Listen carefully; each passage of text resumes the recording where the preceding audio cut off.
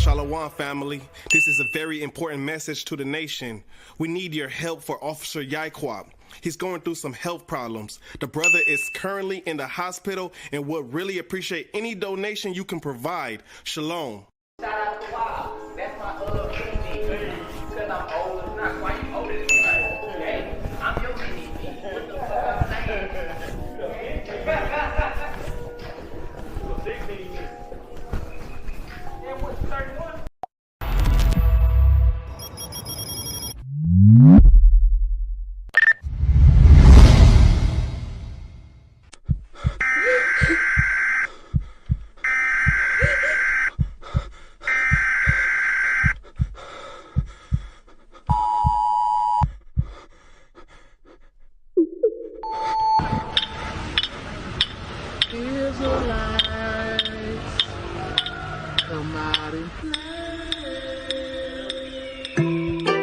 I'm a runaway slave. My mama spent life picking cotton, she in the grave. She really did. Freedom's what I hope for. A history of royalty, passed down through family and folklore.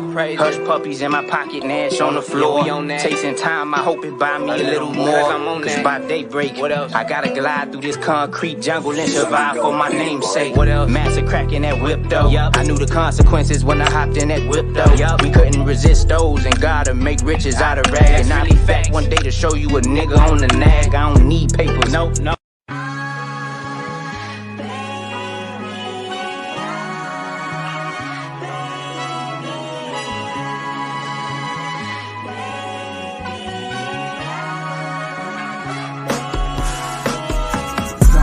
It's Oscar Dog, man.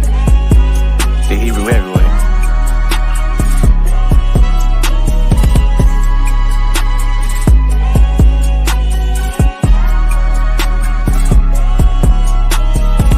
I know I'm not perfect, but I'm trying to get it right. I ain't really understand what it means to have a wife. No, I wasn't really thinking right. Man, I hate when we fuss and fight. I'm just trying with all my might. I'm just trying to do right. I just wanna sit back and just watch a movie with you. And then you fall asleep, I'ma keep holding on you. You know that I'm loving you, or you know that I'm loving you, boo. I hate when we argue, I end up back in the fool. Gotta do better as a man. My father told me, son, you gotta start, use your head. Yeah, Quad said you gotta get out your feelings, man. How the fuck I'm supposed to show my son how to be a man? So baby, can you love me? Hold me, baby, love me. Hold me, baby, love me. Hold me, baby, love me. Hold me, baby, love me. Hold me, baby, love me. Hold me, baby, love me. Hold me, baby, love me. Hold me. You're the one I wanna get a bag with. I can never treat you average. You know you're my little savage. I can handle all the baggage. God sent me a great package. I'm just trying not to fumble it. Trying to build a foundation, but that shit get the tumble. When you walk in the room, you writing that shit. We finna get money, we finna get rich. You stay by my side, you never gon' switch. When times get rushed, we handle that shit. I mess sometimes, I have to admit. At the end of the day, you always submit. Like Dirk on the map, we never gon' split it. If this was a draft, you the number one pick. Gotta do better as a man. My father told me, son, you gotta start, use your head. Yeah, Quad said you gotta get out your feelings, man. How the fuck I'm supposed to show my son how to be a man? So baby, can you love me? Hold me, baby, love me. Hold me, baby, love me. Hold me, baby, love me. Hold me, baby.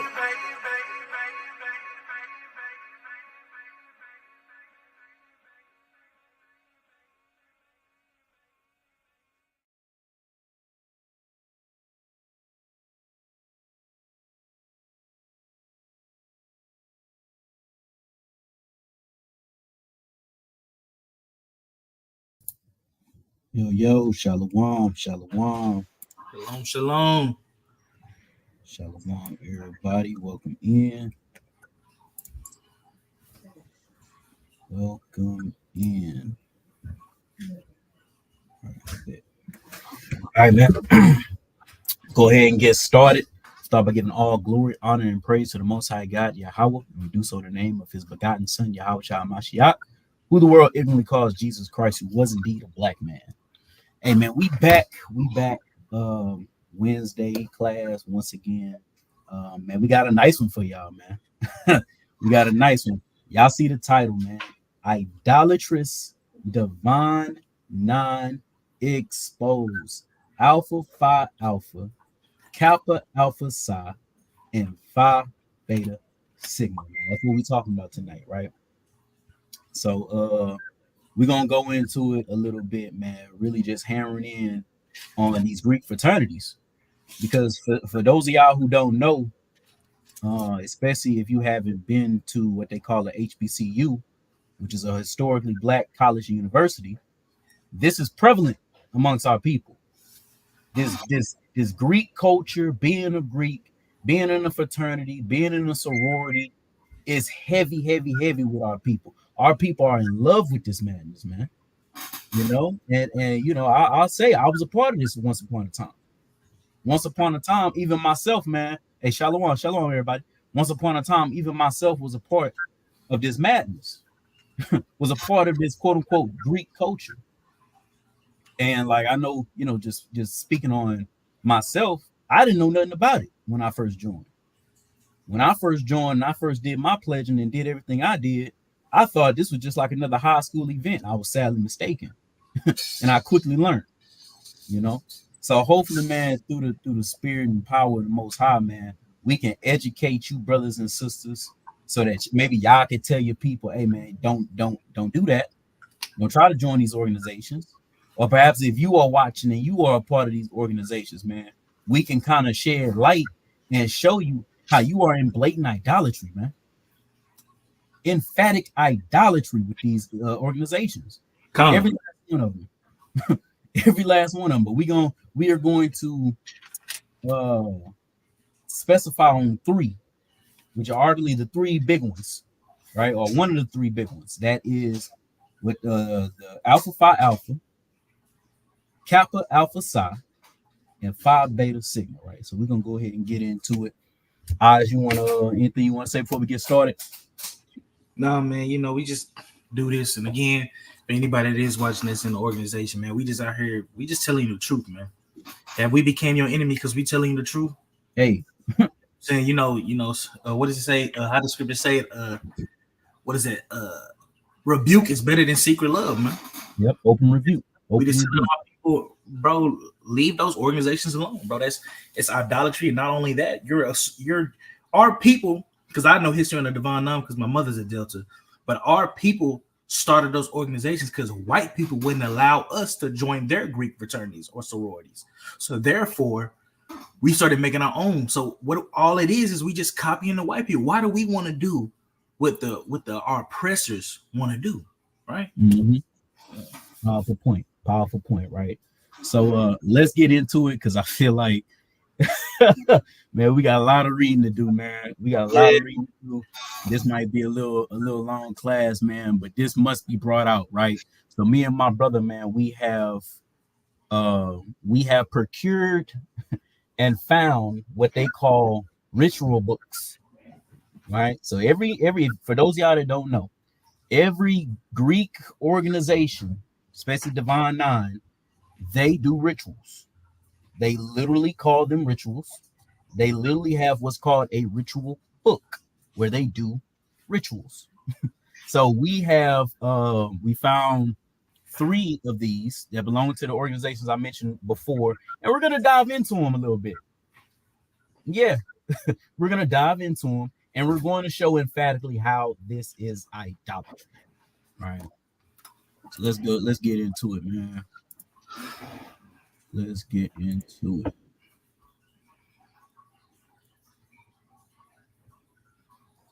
So let's first start. Let's start with the alphas, man. Let's start with Alpha Phi Alpha Fraternity Incorporated. All right, we're gonna give for those because one thing that I've realized is if you didn't grow up or you didn't go to a HBCU or in a HBCU culture, you don't really know a lot about this. You don't know a lot about it. So we're gonna go through a brief little history on just the Greeks, the modern day Greeks now, and just the madness, right? So let's first start with a little history on Alpha Phi Alpha, which is one of what they call the Divine Nine. There's 9 of these fraternities, a mix of sororities, a mix of fraternities, and they make up 9 that are what they call quote unquote divine, and they're supposed to be founded by all of our people, all quote unquote black people. They founded these organizations. So let's start with Alpha Phi Alpha. Alpha Phi Alpha Fraternity Incorporated is the oldest intercollegiate historically African American fraternity. It was initially a literary and social studies club organized in 1905 to 1906 school year at Cornell University, but later evolved into a fraternity with a founding date of December 4th, 1906. It employs an icon from ancient Egypt, the Great Sphinx of Giza, as its symbol. Its aims are mainly deeds, scholarship for all mankind. And its motto is, first of all, servants of all, we shall transcend all. Its archives are preserved at the Moreland Spring Yard Research Center. Chapters was chartered at Howard University, Virginia Union University in 1907. The fraternity has over 290,000 members and have been open to men of all races since 1945. Oh, that's crazy. Yeah. I forgot they do be letting in. They still be letting in white people, even though y'all made them because white people excluded y'all, but you're gonna let the white men come. That's crazy. It doesn't make sense, right? But this part right here, man, is why this class exists. We have 290,000 members of this madness, and the bulk of these members are our people, so-called blacks, Hispanics, and Native Americans. And this is just one of 9. One of 9, and it's already what? Over 250,000 members. Yep. So let's keep reading. Currently, there are more than 730 active chapters in Americas, Africa, Europe, the Caribbean, and Asia. It is the largest predominantly African-American intercollegiate fraternity and one of the 10 largest intercontinental fraternities in the nation.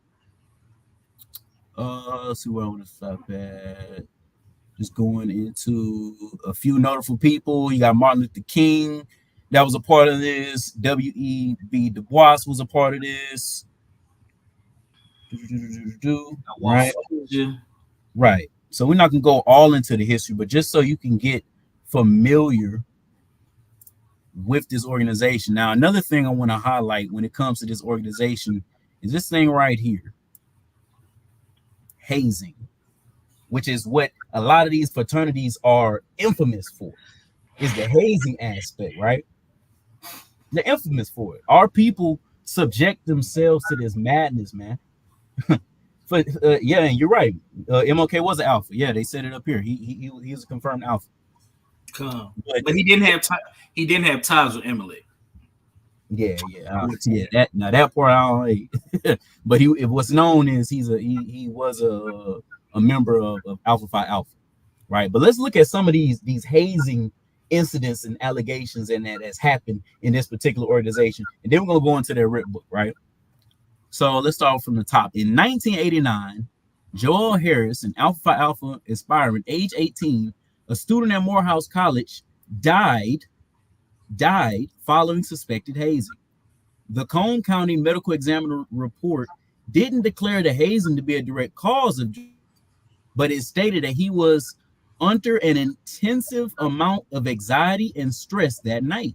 It was reported that Harris had been punched in the chest and slapped in the face multiple times as part of a so-called thunder and lightning ritual hours before his death. Man, that's one. Let's see, what's another one? Let's do this one. In 1992, Gregor R. Baptist, age 20, a student at University of Virginia, died in a car accident after falling asleep at the wheel. Hazing was investigated as a factor of his death as he was pledging Alpha Phi Alpha. Let's see.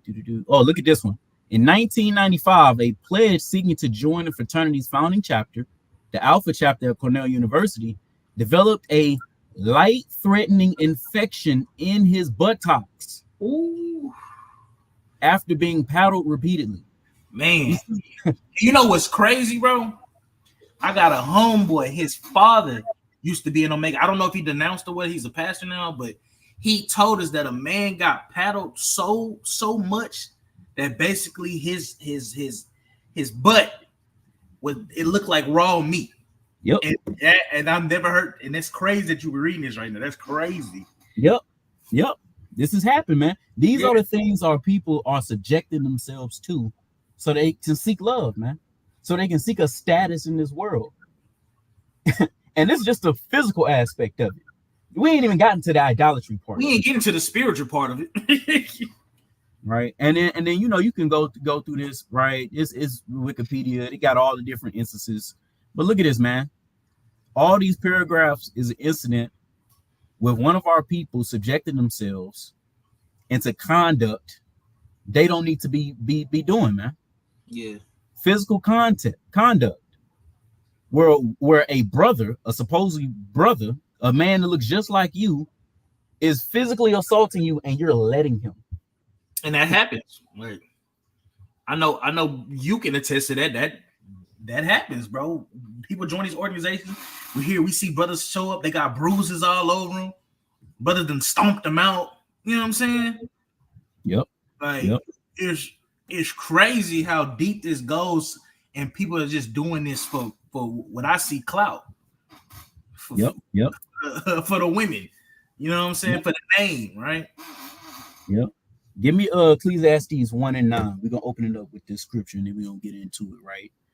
This is the book because, well, I'll just say, right, because just like in the old back in the Hellenistic period, right? Our people, they conform to the image of these Greeks, man. Why? For status, for power. And I've seen, me personally, man, because you know, all praises, I wasn't a part of a Divine Nine, but I was a part of this Greek culture, man. I knew people that was in Divine Nines. I knew the community very well.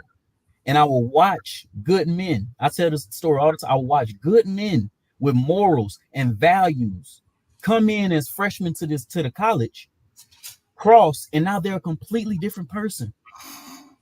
Everything they held to, everything they stood on, out the window. And now they're like everybody else, man. Assaulting women, doing crazy, outlandish things, hella drugs. What'd you say? I said they be speaking different. They don't even sound.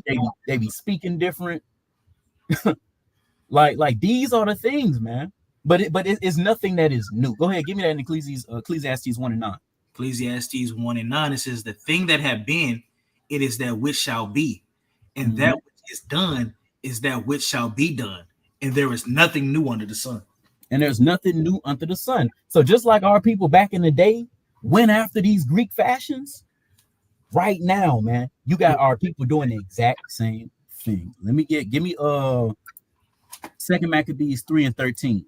Yeah, we rolling. I'm already knowing what you need. You said 2 Maccabees 6:13? Chapter 3 and verse 13. 3 and 13, I got you. Mm-hmm. It's the book of 2 Maccabees, chapter 3 and verse 13. And it says, you want 13? I don't think you want 13. No. Let me see right quick. Is this the right one? Hold on. Saving that, man.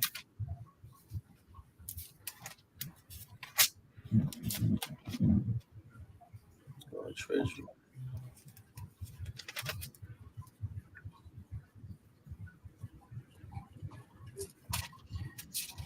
It might be first Maccabees 1 and 40. Let me see. I might have wrote down the wrong one.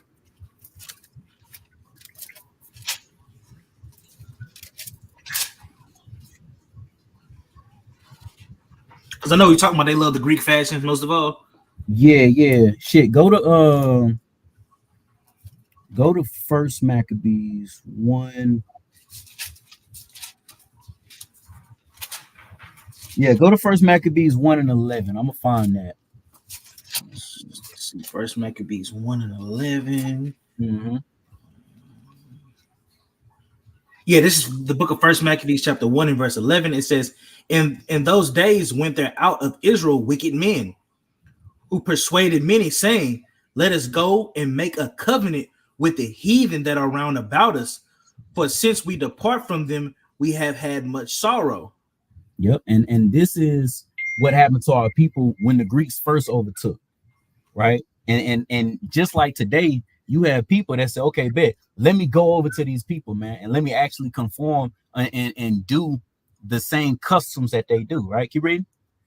Oh, I thought that was all you wanted. I left it out. My bad. It's a lot. Get back there real quick. Verse 12. It reads First Maccabees 1 and verse 12. It says, so this device pleased them well. Then certain of the people were so forward herein that they went to the king, who gave them license to do after the ordinance of the heathen. Of the what? Of the heathen. Of the heathens, man. And that's ultimately what we're doing. Like the brother said, these divine came about because so-called black people could not initiate themselves into white fraternities. It's the exact same thing that's happening now. And I found it out. It's 2 Maccabees 4 and 13. I said 3 and 13. It's 2 Maccabees 4 and 13. Got it right here. You want me to read it? Or we still on that one? Yeah, go ahead. This is the book of 2 Maccabees chapter 4 and verse 13. Uh-huh. Now such was the height of Greek fashions and an increase of heathenism or heathenist manners through the exceeding profaneness of Jason, the ungodly wench, and no high priest. And that's the thing. You're seeing, just like I said, there's no new thing under the sun. Just like back when the Greeks first conquered us, now today there's a height of Greek fashions now. There's an increase in heathenistic manners. And you have, and I gotta be careful how I say this, you have the cousin to a raccoon of our people, just like you did back then, you got them today now, just like Jason, that go and say, hey, let's be alphas, let's be kappas, let's be sigmas, let's be AKAs. The same thing is going on today, right? You can go ahead and drop that out. Oh, I was about to say it get I'm gonna jump down to verse 15. It says, go ahead. Not setting by the honors of their fathers, but liking the glory of the Grecians best of all. And I like that verse because that's what we see. We see our people, man, they love that Greek, they love that organization like it's their life depending on it to get in there, bro. Like it's like the highest thing above. They know more Greek organizations than they know the word of God. Yep. They can recite their whole oath without reading it, but they can't go to this Bible and show you things. It's called they call it spitting. What they call it, whenever you can basically recite off the dome super fast all your information, your founders, your motto, all that. You recite it. You know, you got one of your fraternity brothers that take you off to the side and he gets to ask you all types of questions based off the writ book. Our people would do that, but you tell them, hey, you got a moment to talk about God, 2 minutes, and they keep on walking right by. It's the same thing that you see here in 2 Maccabees, man. They like the honors of the Greeks more than the honors of their forefathers. Who was their forefathers? Abraham, Isaac, and Jacob. That's crazy, bro. Like people will literally get beat up. They'll take the beating and all that just to get a letter, but we just tell the brother, hey, bro, just don't eat no pork bacon, bro. And that's the end of the world, bro. Like you serious? We not coming out there. We not doing y'all like Nehemiah. See, Nehemiah would have did y'all like that. He would have put hands on you and told you don't eat that. If I see you eating pork bacon again, I'm gonna come back. But all we asking is for brother, hey, bro, just repent of that, change your ways. Oh no, it's too hard. But you will willingly get paddled, beat down, bruised up for some Greek organizations. It's madness. Yep. Go ahead. Read down the 16 to 17. This verse, 2 Maccabees 4 and 16. It says, by reason whereof sore calamity came upon them, for they had them to be their enemies and avengers, whose custom they followed so earnestly, and unto whom they desired to be like in all things. And ultimately, that's what's gonna happen. That's what's gonna happen. The Most High is gonna send sore calamities because, hey, I know people that's on TikTok. Y'all see the trend. Y'all see what's going on. People are denouncing left and right because they're figuring out this mess is idolatry. And if you sit, because like I said, when I was a part of this community, you had people that would come out and denounce publicly, and those people will get shamed. They'll get blackballed. People wouldn't listen, and because of that, sore calamities is gonna come upon you, man. Finish that out in verse 17. Verse 17 says, for it is not a light thing to do wickedly against the laws of God. Hey, man. Boy, that war dog, man. Hey, man. Hey, y'all go to Oz crib. Y'all better be ready, man. Y'all be ready for a fight. It says, but it is not a light thing to do wickedly against the laws of God, but the time following shall declare these things. That's the thing, and that's the point, man. It's not a light thing to do wickedly. The mess we about to go into tonight, and the things that you about to see, this is not a light thing with God. It's not a light thing with God. That's why these calamities are gonna befall our people if they don't come out of this mess and repent. So let's get into it, right? Let's look at their red book, right? So this right here, for those of y'all that don't know, like I said, every organization has their own ritual book, their own secrets, if you will. Although it's not a secret, they're all online. They're all online. You can find every last one of them online if you look hard enough, right? So let's go into it. So this is the ritual of the Alpha Phi Alpha Fraternity Incorporated. All right, let's get into it. And this is a 1976 reprint. So let's get into it. It says the ritual of the Alpha Phi Alpha Fraternity Incorporated. The name of this organization is the Alpha Phi Alpha Fraternity Incorporated, and its monogram is comprised of the Greek letters Alpha Phi Alpha. Let me blow it up a little bit. Y'all probably can't see.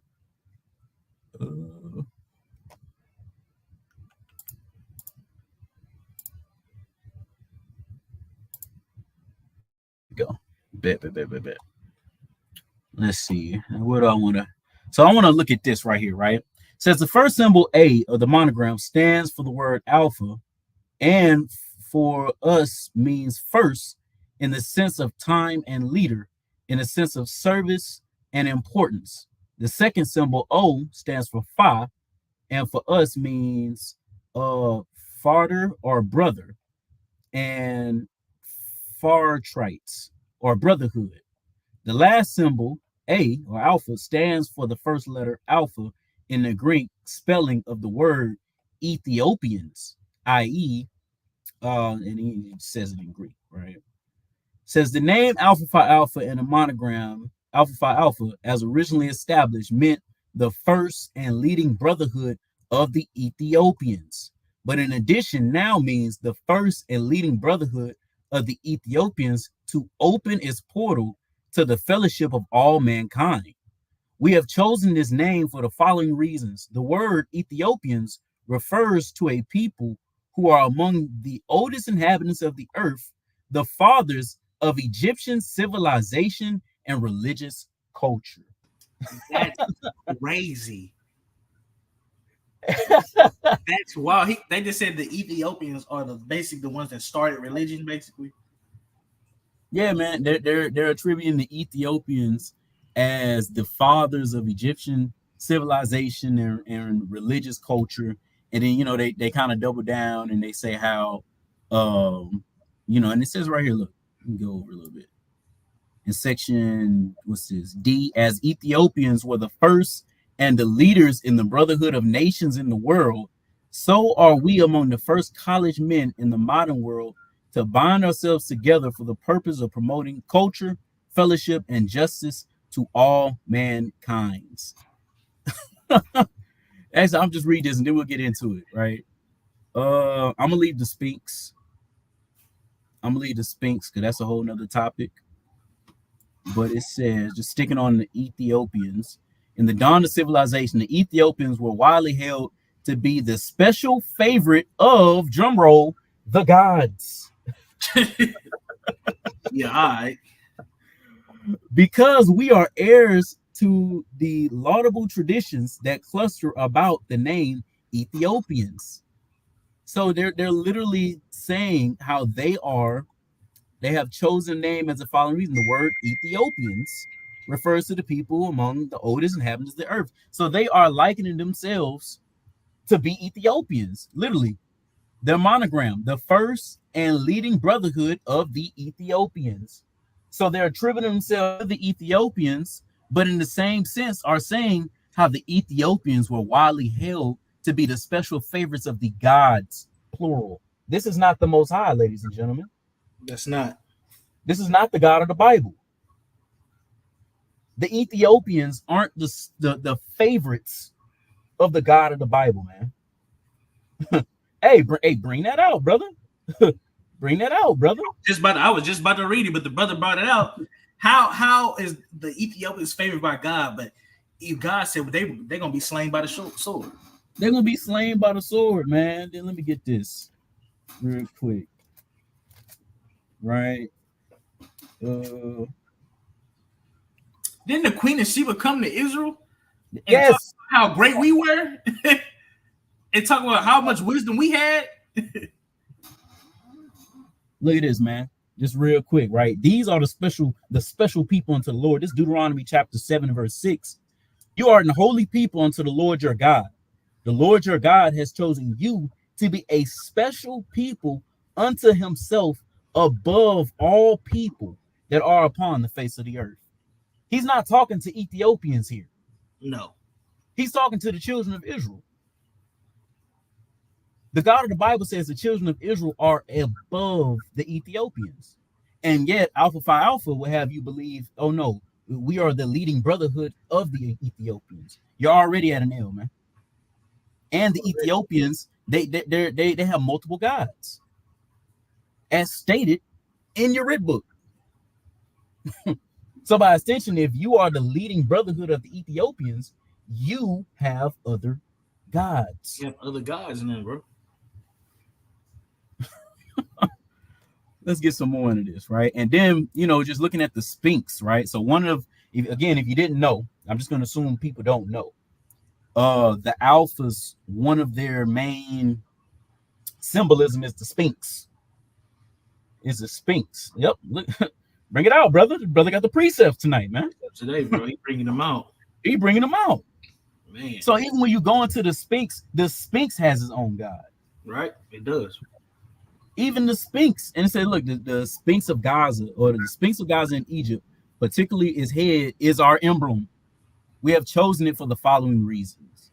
And then it says how is the Sphinx is the oldest and the largest, magnificent statue, and body of a lion. The head of the Sphinx is of Ethiopian cast, thereby symbolizing the ancient honored people of mankind. The Ethiopians were leaders in their day. Now, where does it say? Let me see.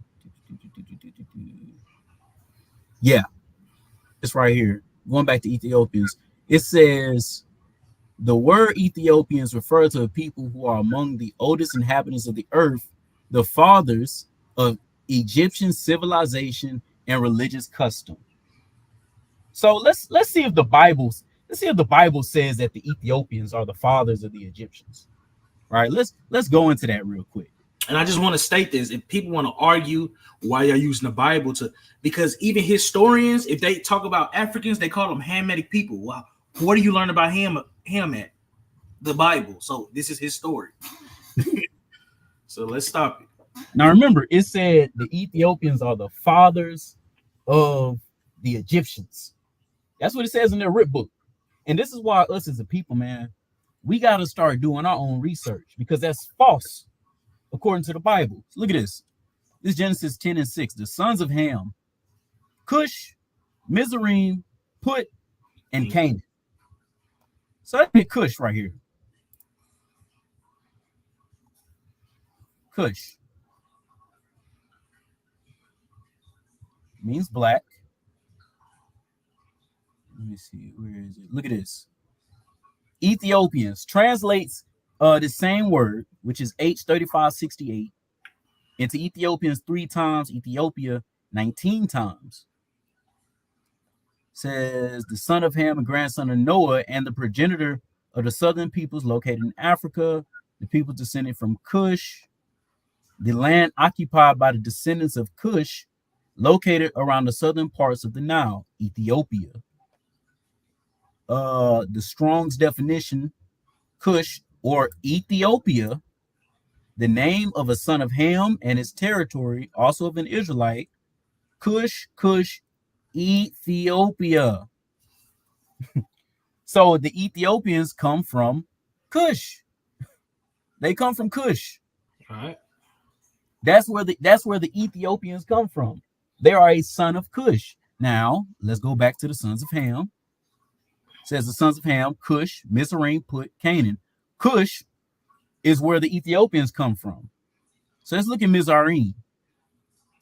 Mizraim, H4714. Egyptian. We got a problem. The inhabitants are natives of Egypt. Egypt. Problem, man. Egypt. Egyptians.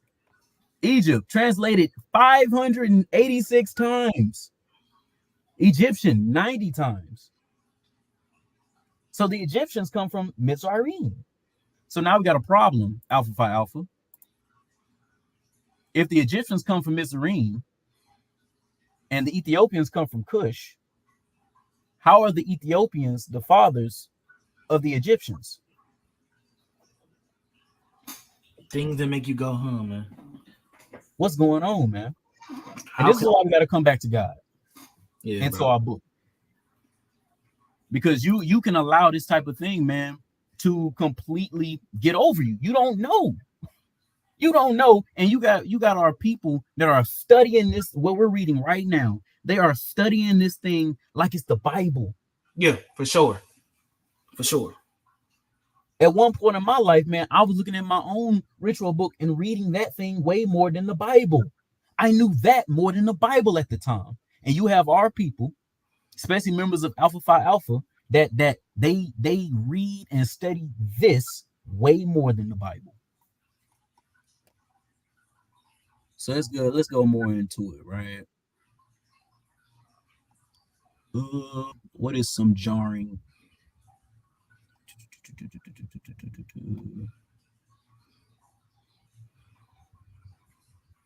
And you know, going through this, man, we had to do a lot of reading because these things are thick, boy. Real talk, bro.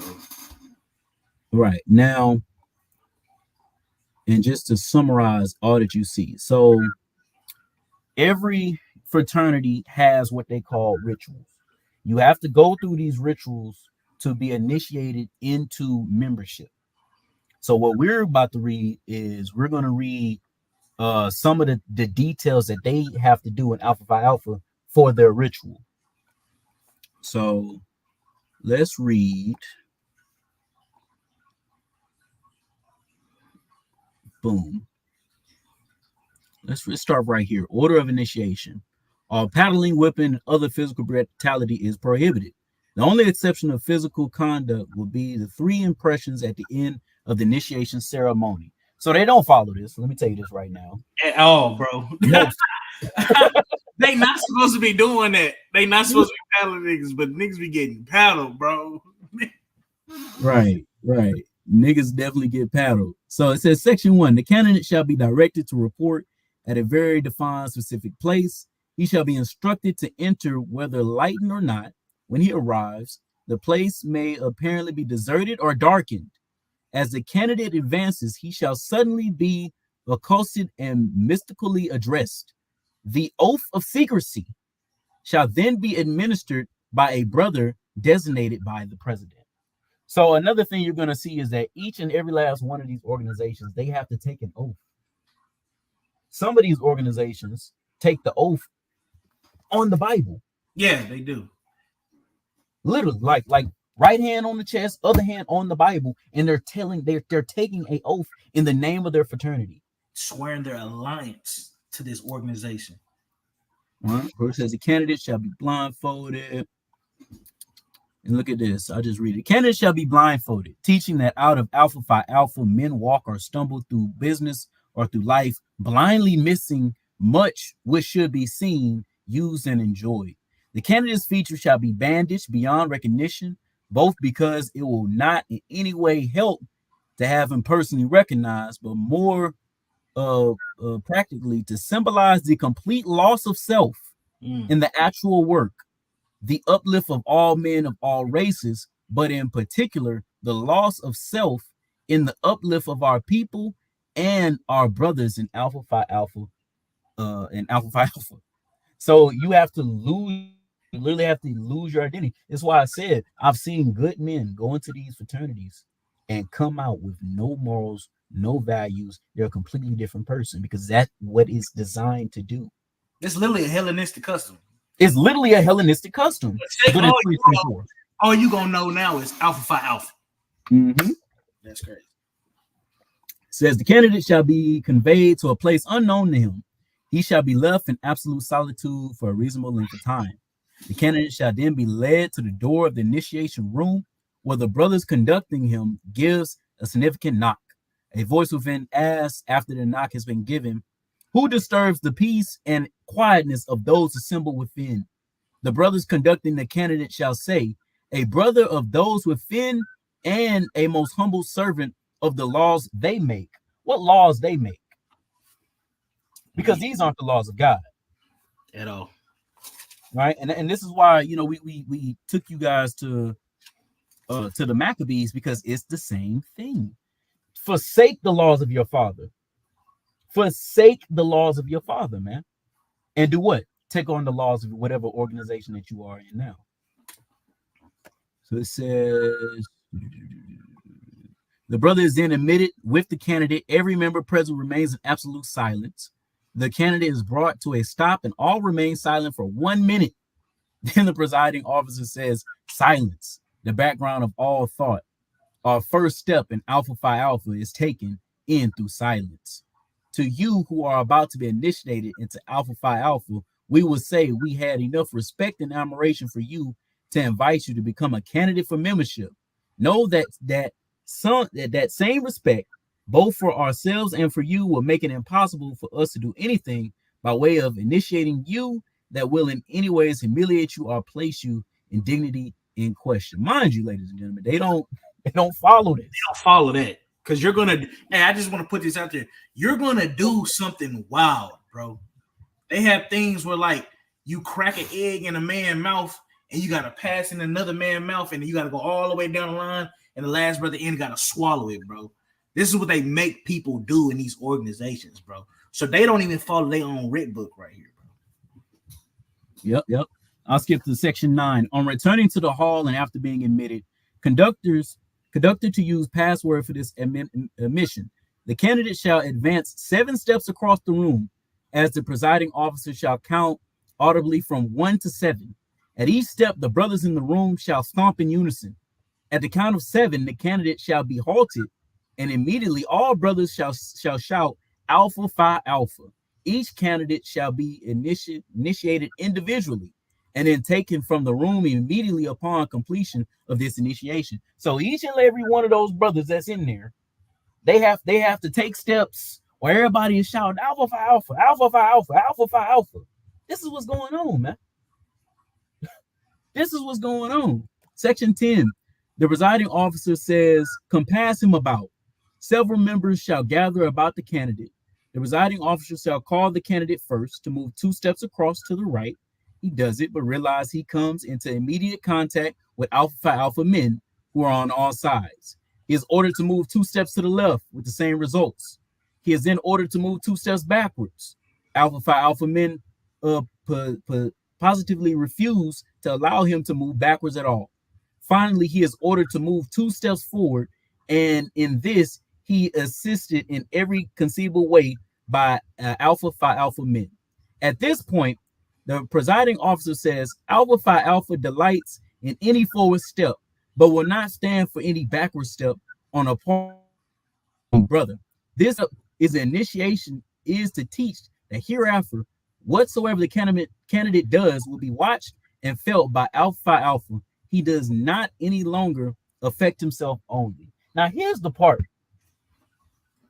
Here's the part. For all the brothers who think, oh, the Greek fraternities, that's not wicked. That's not idolatry. I'm not doing nothing wrong. Okay, section 11. The candidate shall kneel and eat the food prepared by the gods,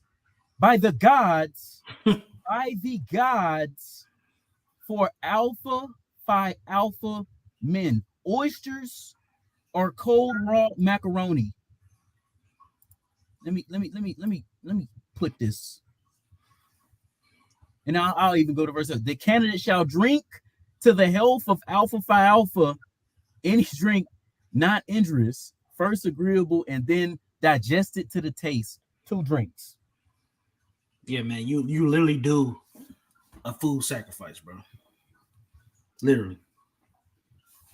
Can I get Exodus 34 and 14 real quick, man?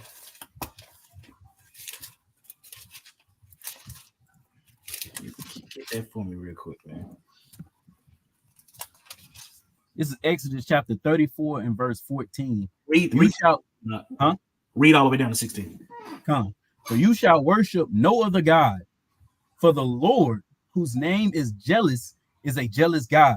That's right. Lest you make a covenant with the inhabitants of the land, and they go a whoring after their gods, and do sacrifice unto their gods. To do what? And do sacrifice unto their gods.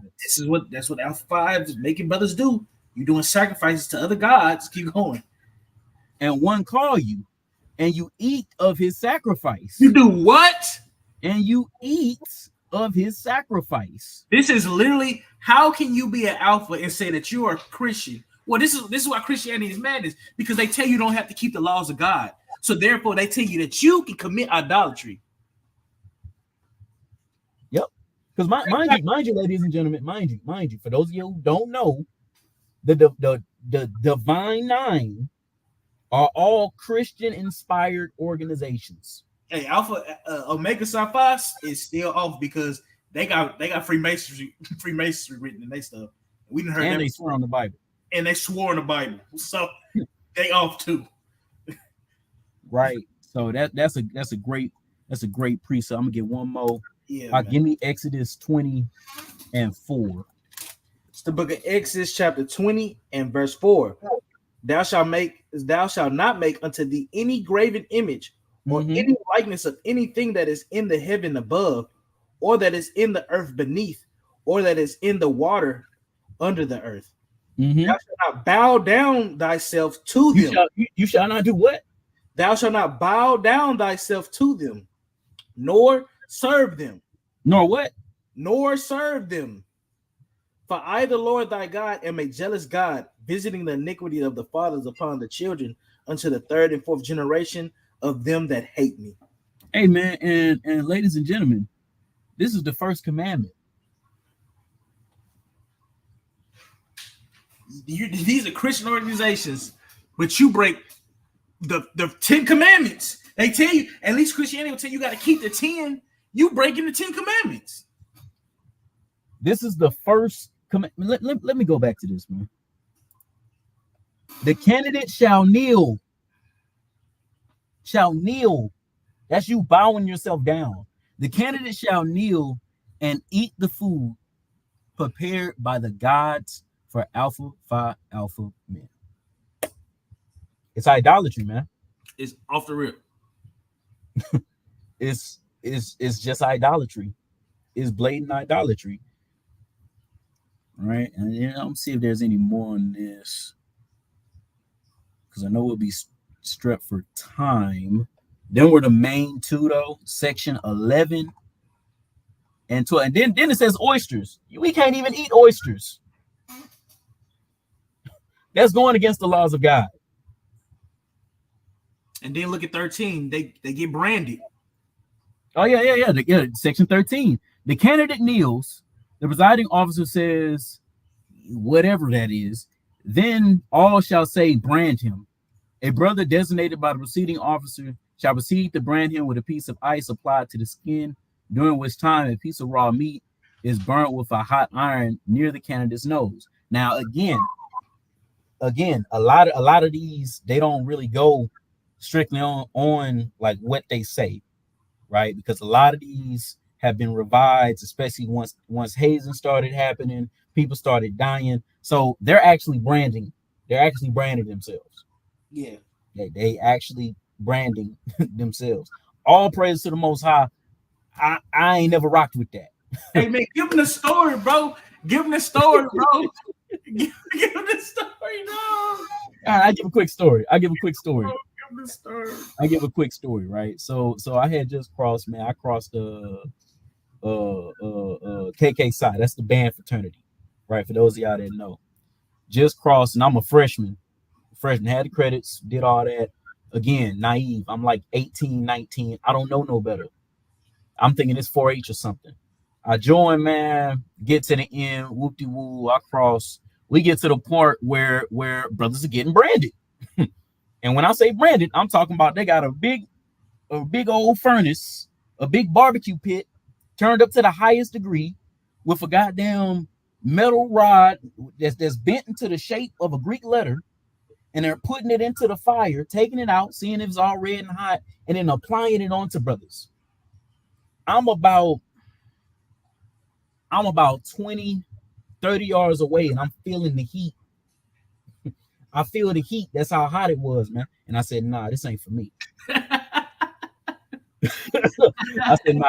said, nah, this ain't for me, man. Right? And I caught hell for that. People got on me. People was calling me a wuss, all this, that, and the third, but I didn't care. All praises, though. All praises that something in my spirit told me not to get that placed on my body, because that's a sin in itself, man. You know? But yeah, that's just a quick little tidbit, man. I tell these brothers a story all the time, right? That's really it. Because we got 2 more to go through. Because bro, when you really go into it, it gets crazy. Yeah, all of these oaths, man. All of these oaths of secrecy, oaths of alliance. Look, I do solemnly swear to keep absolute secret the name and workings of Alpha Phi Alpha Fraternity and Corps. I do solemnly swear of my own will and testimony to obey and support the Constitution and bylaw. Like all of these things, man, you're giving yourself up to another God, right? And then they like to throw in bits of the Bible. Yeah. They like to throw in bits of the Bible, because remember, these are supposed to be Christian organizations. So they throw in bits and pieces of the Bible here, right? But that's it on that. The point on this one was really section 11 and 12, because the next 2 organizations that we about to go through, they're worse. Boy. If y'all thought this was bad, man, hey, y'all haven't seen it yet. All right, so let's move on to the second one. Let's look at Kappa Alpha Psi. Kappa Alpha Psi Fraternity Incorporated. Let's see, blow it up a little bit. Come on. So it reads, Kappa Alpha Psi Fraternity Incorporated is an historically African-American fraternity since the fraternity's founding on January 5th, 1911 at Indiana University, Bloomington. It has never restricted membership based on color, creed, or national origin, though membership traditionally is dominated by those of African heritage. Now, I actually didn't know this, man, prior to this lesson. I didn't know they accepted everybody. Yeah, I thought it was only blacks. But yeah, I thought it was only blacks. Since the fraternity has over 160,000 members, with 721 undergraduate and alumni chapters in every state of the United States and international chapters in 10 countries. right? Then it gives you a little bit of history.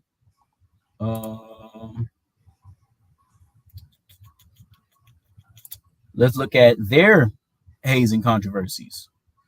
Kappa Alpha Psi was founded January 5th, 1911 at India University in Bloomington, Indiana. The fraternity's stated position is that hazing and pledging are forbidden and that violators of this policy are to be expelled. In 1990, Kappa Alpha Psi, along with fellow MPAC organizations, issued a joint statement announcing the elimination of pledging. The fraternity backed its stance by releasing Executive Order 1 in 1988, Executive Order 2 in 1993, Executive Order 3 in 1994. Many members of Kappa Alpha Psi have nonetheless conducted underground pledging and have engaged in acts of hazing, and as a result, the fraternity has had many complaints of hazing lodged against it, most related to the pledging process. So let's look at, oh my good Lord. In 1994, Michael Davis, a Southeast Missouri State University student, was beaten to death.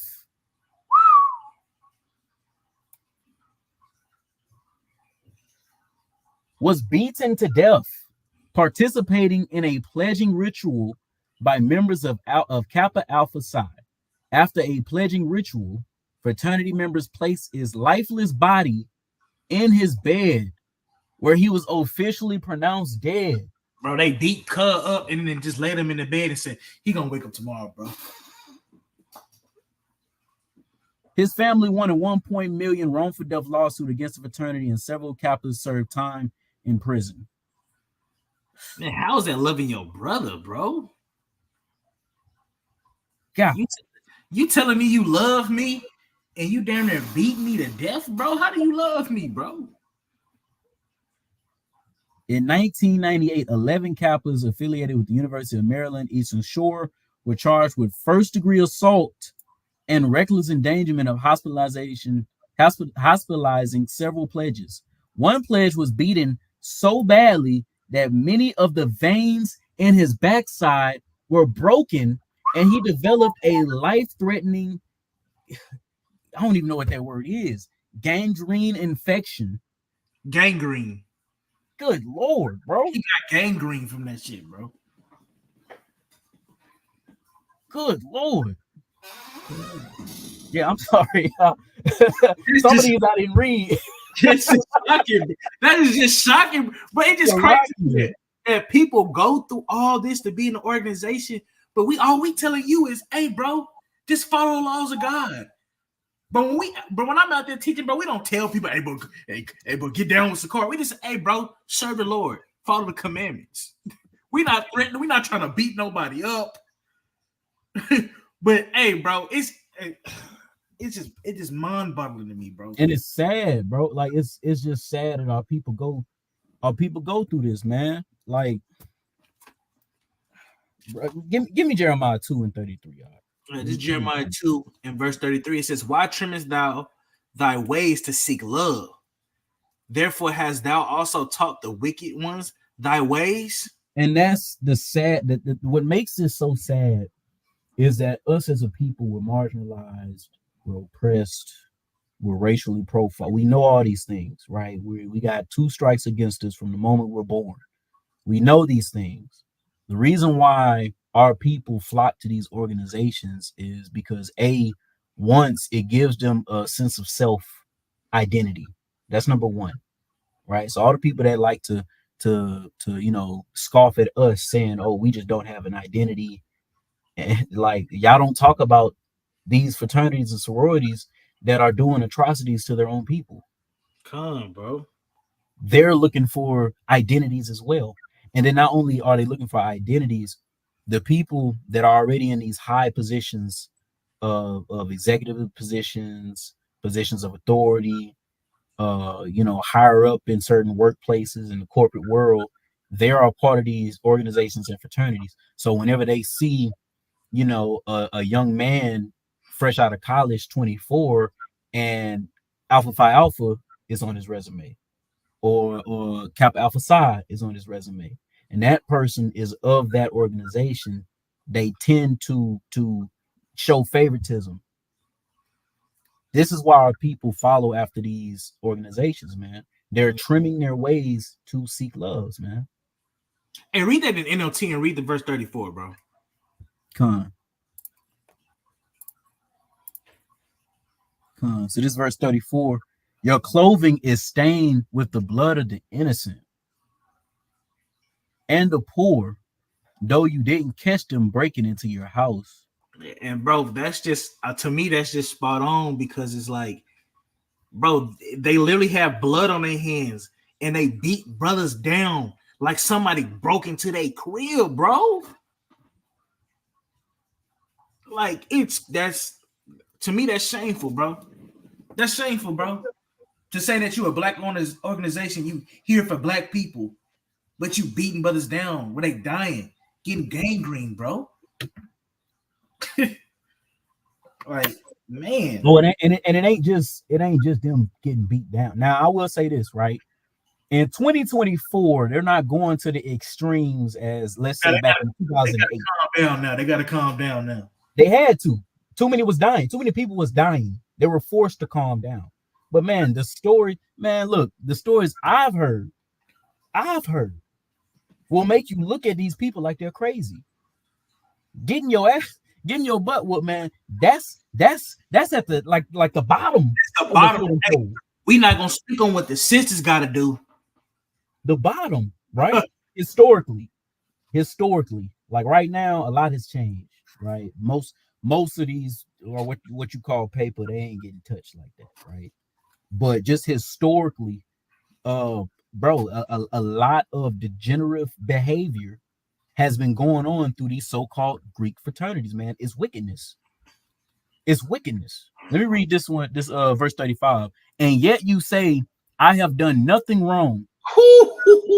This dude is, oh my God, because that's what they will tell you. What's wrong with the Greek organizations, man? Why y'all trying to talk about us, man? We don't be doing nothing, man. Wow, bro. Surely God isn't angry with me, but now I will punish you severely because you claim to have not sinned. Hey, what we just read. Thus said the Lord, bro. Thus said the Lord, man. Because whenever you bring these type of things to the attention of the so-called Greeks and they pay it no mind, they continue doing what they're doing. They say, oh, it's not idolatry. Oh, we're not going against God. They say, surely God isn't angry with me. I have done nothing wrong. The Lord says, hey, man, you're going to be severely punished. So again, if you are a part of these Greek organizations, you need to get out. And this is from somebody who was a part of the community. You need to get out. I don't know who I'm talking to, but you need to get out. Yeah. Don't go to that prospect meeting.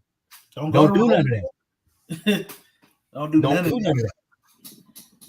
And it's sad because our people is young, they don't know no better, they naive, and they get into this mess, man. And they get messed up. Let's look at the Kappas. Because each one we go to is going to get progressively worse and worse. All right, so this is part of their ritual. Did it say Freemasonry? Hold on, go slide up to the left. In the top left, in that, what they say right there, Freemasonry and fraternal organizations. Yeah, yep. All this stuff, man. It leeches off each other. So let me find a part, because this is about to be a lot of reading, y'all. It's about to be a lot of reading. Your mouths are about to drop. Let me see where I want to start. Because you got the initiation ceremony. I might start here.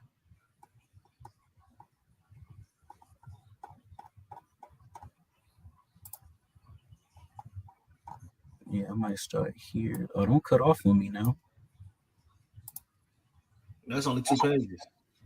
Oh, that's where it ends? Yeah, that's 2 pages. You ain't gotta. Theirs is short and sweet. They let you know what they doing. Yeah, theirs is pretty short. So I'll start.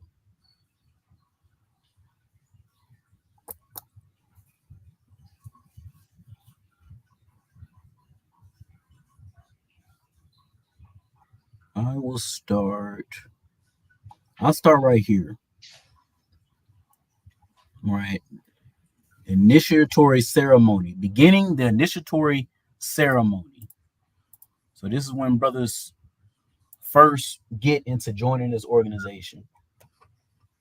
It says the member of the chapter take their station. Now this Kappa Alpha Psi. Said, you know, the brothers who be shimmying, they be shimmying. Red brothers. The red ones, they be shimmying. They got the cane. And the canes, yeah, that's what they known for, is the canes, the red and white canes. Says the member of the chapter takes their stations. From within the chapter room, sounds of thunder and lightning are heard. The lieutenant strategist raps twice on the door. This is followed by a number of raps made in rapid succession, giving the effect of a rumble. The lieutenant strategist gives again 2 sharp raps. The door is opened by the strategist so everyone can hear what is being said within the assembly. The strategist announces the candidates as barbarians who deserve to become members of the noble clan of Kappa Alpha Psi, because they realize that only a member of Kappa Alpha Psi they can fully imbue the principles that are essential to success and true happiness. Look at that. It says that only as member of Kappa Alpha Psi they can fully imbue the principles that are essential to success and true happiness. So they're saying the only way a person can achieve success and true happiness is if they become a member of Kappa Alpha Psi. That's madness. That's madness. Let's keep reading. That's crazy. The candidate, lieutenant strategists, and guys are brought in and placed in front of the polar march. The polar march then makes the candidates kneel in front of the altar and give the oath. Kneel in front of the altar and give the oath. I, in the presence of Almighty God and the members of Kappa Alpha Psi, have assembled, and at the sacred Delphic shrine, do solemnly swear that I will keep secrets forever, all things that may transpire or be revealed to me during my initiation. Bro, it literally said here assembled and at the sacred Delphic shrine. This is where their initiation begins. It's supposed to be a symbolic Daphnic shrine. If you do Greek history, if you read watch the movie The Spartans, remember when they wanted to get like prophecy from the wise men, they went to the Delphic. They went to that place, and it was like a temple where they would have to get prophecies from the god to let them know if they had to go to war or not. Yeah, the Oracle of the Delphic. Yep. God. Look at this. Yep. Bro, you can't make this up. Dating back to 1400 BC, the Oracle of Daphne was the most important shrine in all Greece. And in theory, all Greeks respected its independence. Built around a sacred spring, Daphne was considered to be the omphalos, the center literal novel of the world. This is idolatry. The definition of it. Let's go back to it. It says the candidates are then seated, after which another alarm is sounded at the gate. 3 members acting as ambassadors who were sent to treat the freedom of a brother, which was abducted by Thracians. The Thracians are planning to sacrifice this brother to their god Ares and are only willing to grant this brother his liberty if another is sent as a replacement for the sacrifice. After all members volunteered to be sent as a replacement, the lieutenant strategist prompts the candidate to say that he will die for this brother. The polemarchs asks whether the candidate is sure to take his place and warns him that anyone who does so must endure atrocious tortures and death. The candidate, so prompted, repeats his offer and is chosen to replace the brother. He is led outside the chapter room to a secondary room to wait. The chapter room is prepared as an abode for the Thracians.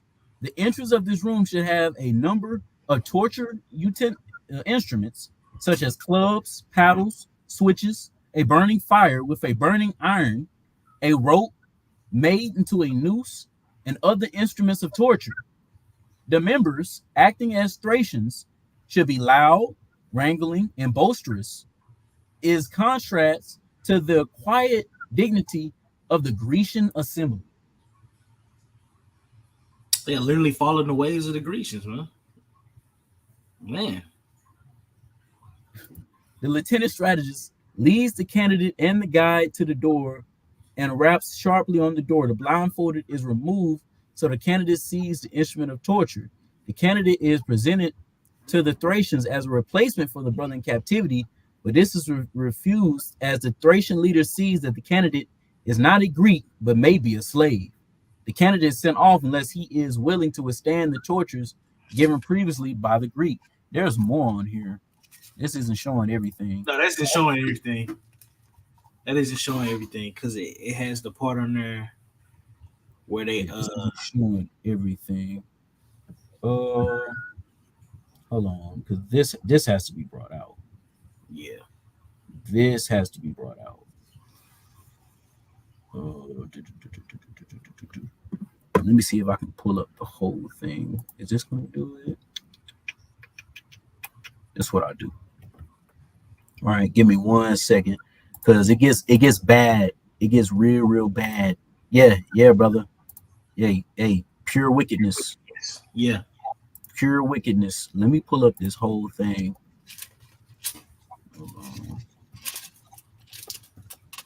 Yeah, Aki, if you want to, pull a precept or something, you can.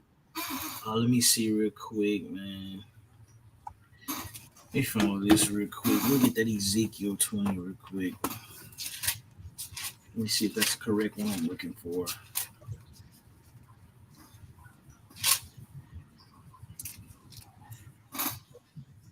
Yeah, this is Ezekiel 20 and verse 30. It says, "Wherefore say unto the house of Israel, thus said the Lord God, are ye polluted after the manners of your fathers, and committed your whoredom after their abominations?"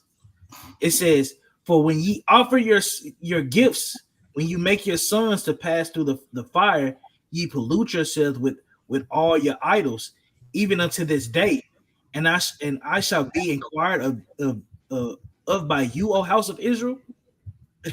So as we see, we are doing the same thing that our forefathers did, man.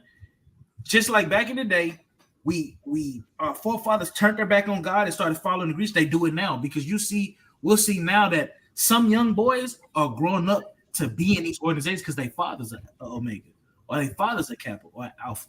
So we are still following the ways of our forefathers, and we need to stop doing that, bro. Mm-hmm. Stop doing that, bro. I'm gonna finish that. It says, "As I live, saith the Lord, I will not be inquired by you, and that which cometh into your mind shall not be at all. That ye say, we will be as the heathen, as the families of the countries, to serve wood and stone." And that's what you do basically when you come into these organizations, man. You're basically serving wood and stone. You're in idolatry. You swear your allegiance to these people, man, to these organizations full-heartedly. You change your whole lifestyle to walk in the ways of whatever you're trying to join, man. So much so that you brand yourself. You take beatings from these people.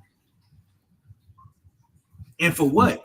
Just because white people didn't want us to do the Greek fraternity thing, we made our own. But then on top of that, we still accept white people into it. So what did you really change? You just followed in their footsteps. It's kind of like when Paul got on the Corinthians and said that y'all turn up worse than the heathen. Yep, bring that out. And that's what we're doing because a lot of these fraternities that the white people do, you don't hear a lot about brothers dying and stuff like that. You might got a couple, but it's worse in the black community. White people just have that organization. It's just for fun. We take that serious over here. Like that is like an identity for ourselves because again, our people, we don't have no identity, right? All right. What do you brought? Yeah, man, this is crazy. I just pulled up the entire. I pull up the long version. Yeah.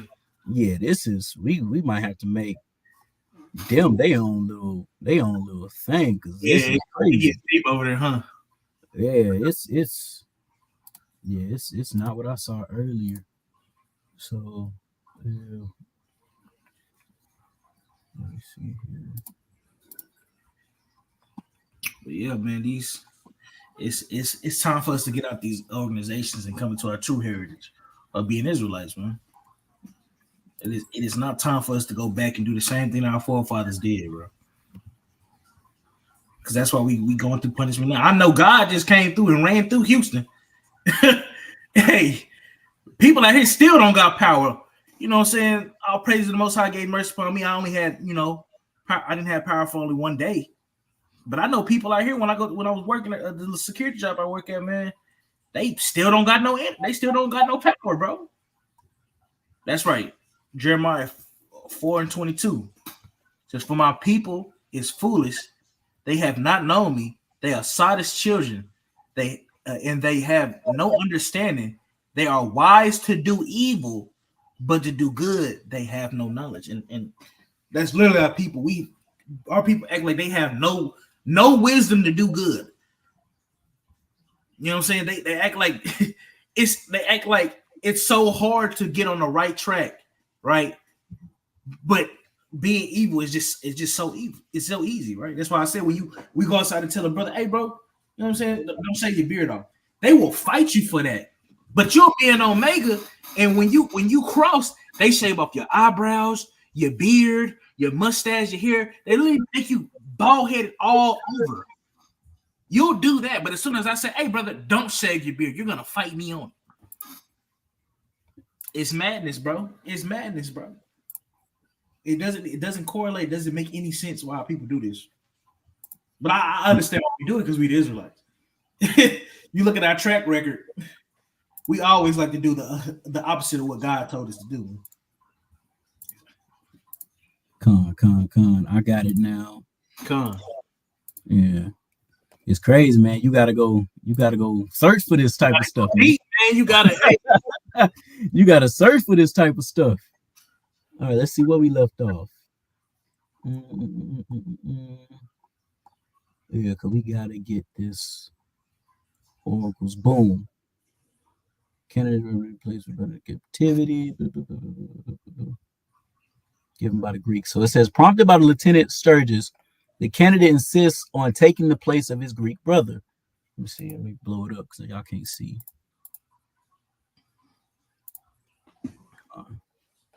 So it reads, this brother is set free and the candidate blindfolded taken away to a quiet, unfamiliar room where his shoes and socks are removed and he is being stripped to the waist.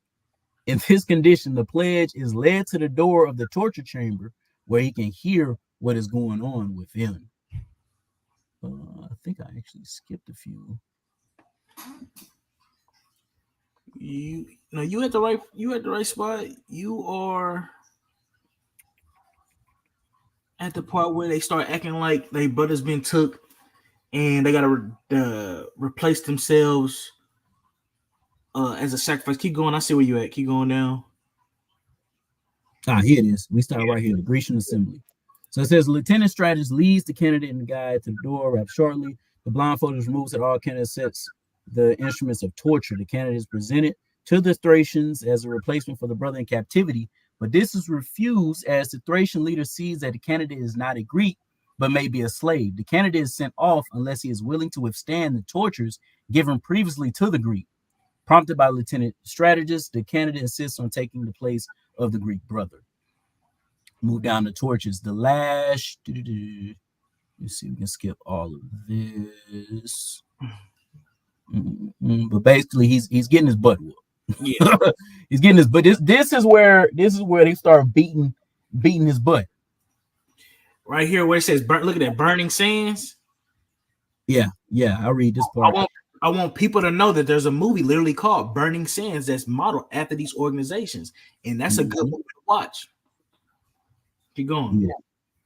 I'll start right here.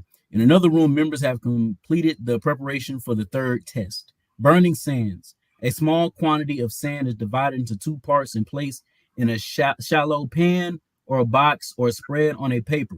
The first portion is moistened slightly and kept at room temperature. The second portion is heated, but is insignificantly hot to cause injury to the feet. Again, they don't abide by any of this. A pan of ice water, preferably containing cracked ice, is prepared. These three items are placed on the floor, one stride apart. The pledge is instructed to take 3 fatal steps. He first steps into the sand at room temperature. The second stride is on the hot sand, and the third is on the pan of water. The candidate is redressed and brought back to the temple of the Thracian priest. Only one candle is lit. The candidate is made to lie down on the floor, head towards the altar. The blindfold is removed. Over the candidate stands an executioner with a sword. The priest enters and inquires whether all is in readiness for the sacrifice. He lights a small red light and calls upon the god Ares to show his approval by another red light. However, a blue light is switched on. All members react horrified, and the lieutenant strategist carries out that the gods show disapproval with the sacrifice. What are we doing? Bro, they're literally acting like they're Greeks and just acting and stuff out. This is crazy, bro. What are we doing? The candidate is set free and sent home. Blindfolded, he is taken back to the Grecian assembly, where an alarm is sounded at the gate. He is admitted after a welcome by the polemarch, seated to determine whether he is fit to share the glory and privileges of a member of Kappa Alpha Psi. The keeper of records retrieved from the archives the sacred scroll, wherein the high and holy purpose which finds lodgment in the breast of every loyal member. The scroll is handed to the candidate to read and familiarize himself with the Grecian ideas.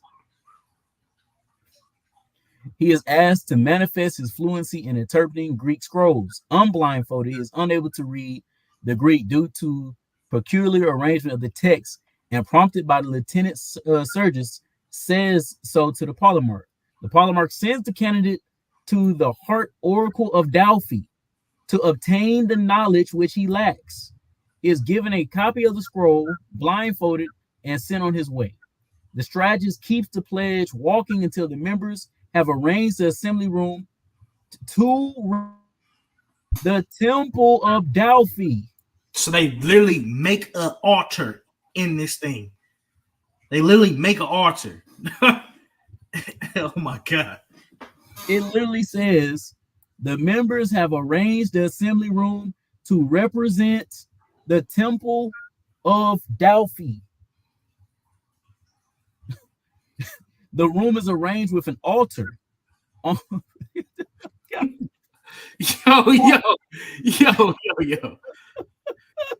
The room is arranged with an altar on which are a crucible of fire and a single candle. Yeah, no one is in sight. I'm about to just break that. If you know what a crucible is, like a little pot that you cook food in. Oh yeah, I'm about to break all this. I just want to get to the end. I just want to get to the end. No one is in sight.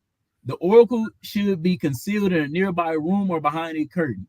The strategist removes the blindfold at the door of the room, and they approach the altar. As soon as they reach the altar, the oracle asks the candidate what knowledge he is seeking. The strategist explains what is being sought. So just to take a pause, right? So they're literally arranging this room to resemble or to represent the temple of Delphi as they bring these candidates to the altar to kneel and take oaths and to spread, because if you keep reading, to spread crackers in a crucible. So first, let's take a look at the temple of Delphi.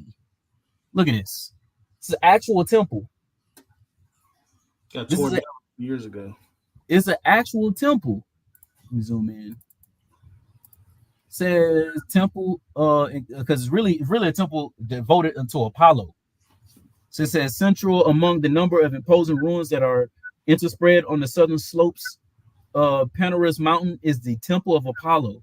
It is an inspired temple of the Doric order, whose existence was woven through the turbulent history of the site and endured numerous incarnations before it settled to the ruined state we find it today, and which dates back to the 4th century BC. The Temple of Apollo was first built around 2nd century BC. This is literally around the time of the Hellenistic period. Literally. Once you start getting 4th century BC, you're in the Hellenistic period. These people, this group, Kappa Alpha Psi, are literally in idolatry. They are literally representing a pagan temple, not dedicated to the Most High, not dedicated to the God of the Bible, but to Apollo. But this is a Christian organization. And then Crucible. Let's see what it gives me with Crucible.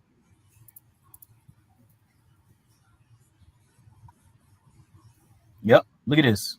This is a crucible. A ceramic or metal container in which metals or other substances may be melted or subjugated to very high temperatures. It's literally something that you do sacrifices with, man. Literally. And this is what's in their writ book. The room is arranged with an altar on which a crucible of fire and a single candle. So the strategist explains what is being sought. The oracle rhymes, let him turn to the sacred altar, fire and flame, and barley white cake offer in my name. Oh my God, bro. Barley white cake offer in my name. In whose name? The oracle's name. If not the oracle's name, Delphi's name or Apollo's name. Whoever name it is, it ain't the Most High. Mm-mm.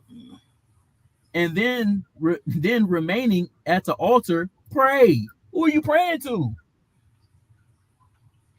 What that knowledge and high virtue may have sway over him and all his fellows evermore, till all are wafted to the golden shore.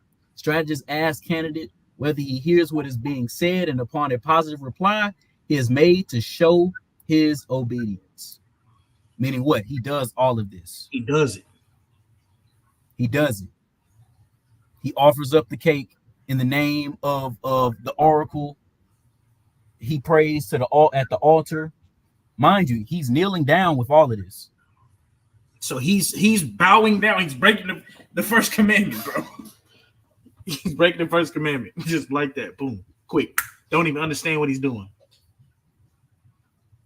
Says strategist shows the glowing flame to the candidate, gives him a dry cracker, and directs him to crush and sprinkle this over coals. Food sacrifice. It's a sacrifice, man. It's a sacrifice, and that's really it on that. Like, you just can keep going, man. And yeah, it's just bad, man. Man, bro, that's sad. It's just bad. They that's worship the god Apollo. That's who they worship. That's who they worship. All right, give me John 4:22. Get this real quick. It's the book of John, chapter 4, and verse 22, and it reads, "Ye worship ye know not what." We know what we worship, for salvation is of the Jews. And that is the detriment to these Greek organizations. You don't know what you're worshiping. You don't know what you're doing. You don't know. But we know. We know what we worship. We worship the Most High, man. Con. What y'all quite say? Hey, we stand up for God around here, man. We stand up for God around here. But these members of these Greek organizations, whether they know it or not, y'all are not standing up for the God of Abraham, Isaac, and Jacob. You're not. It's in your book. It's literally in your book. The book that your organizations hold dear. It's in there. It was written there by your founders. Give me Sirach 6 and 7. I'm talking about founders. The book of Sirach, chapter 6 and verse 7, and it reads, if thou wouldest get a friend, is it what you wanted? Yeah. If thou wouldest get a friend, prove him first, and be not hasty to credit him. And that's what we got to do, man. We have to prove these Lime brothers, these other prospects, the Dean of Pledges, these organizations as a whole. There's not enough proving. You have to actually dive into these organizations and truly understand what the hell are you getting yourself into, man. Yep. All praises, brother. All praises to this brother, man. Glad to hear that, bro. All praises. We glad to hear that, bro. We glad to hear that, because here's the sad truth about those who don't do what you do, because you know how it is in the community. People see the denouncing videos all the time. People done heard how it's pagan and idolatry all the time, and yet they don't care. Give me Hebrews 6 and 4. And we're going to read that in the NLT. Oh, then just pull it up on the screen. I'll read it. Yeah. One of my favorite scriptures, man. This is one of the many scriptures that keep me from going back into the world. Go ahead, Op.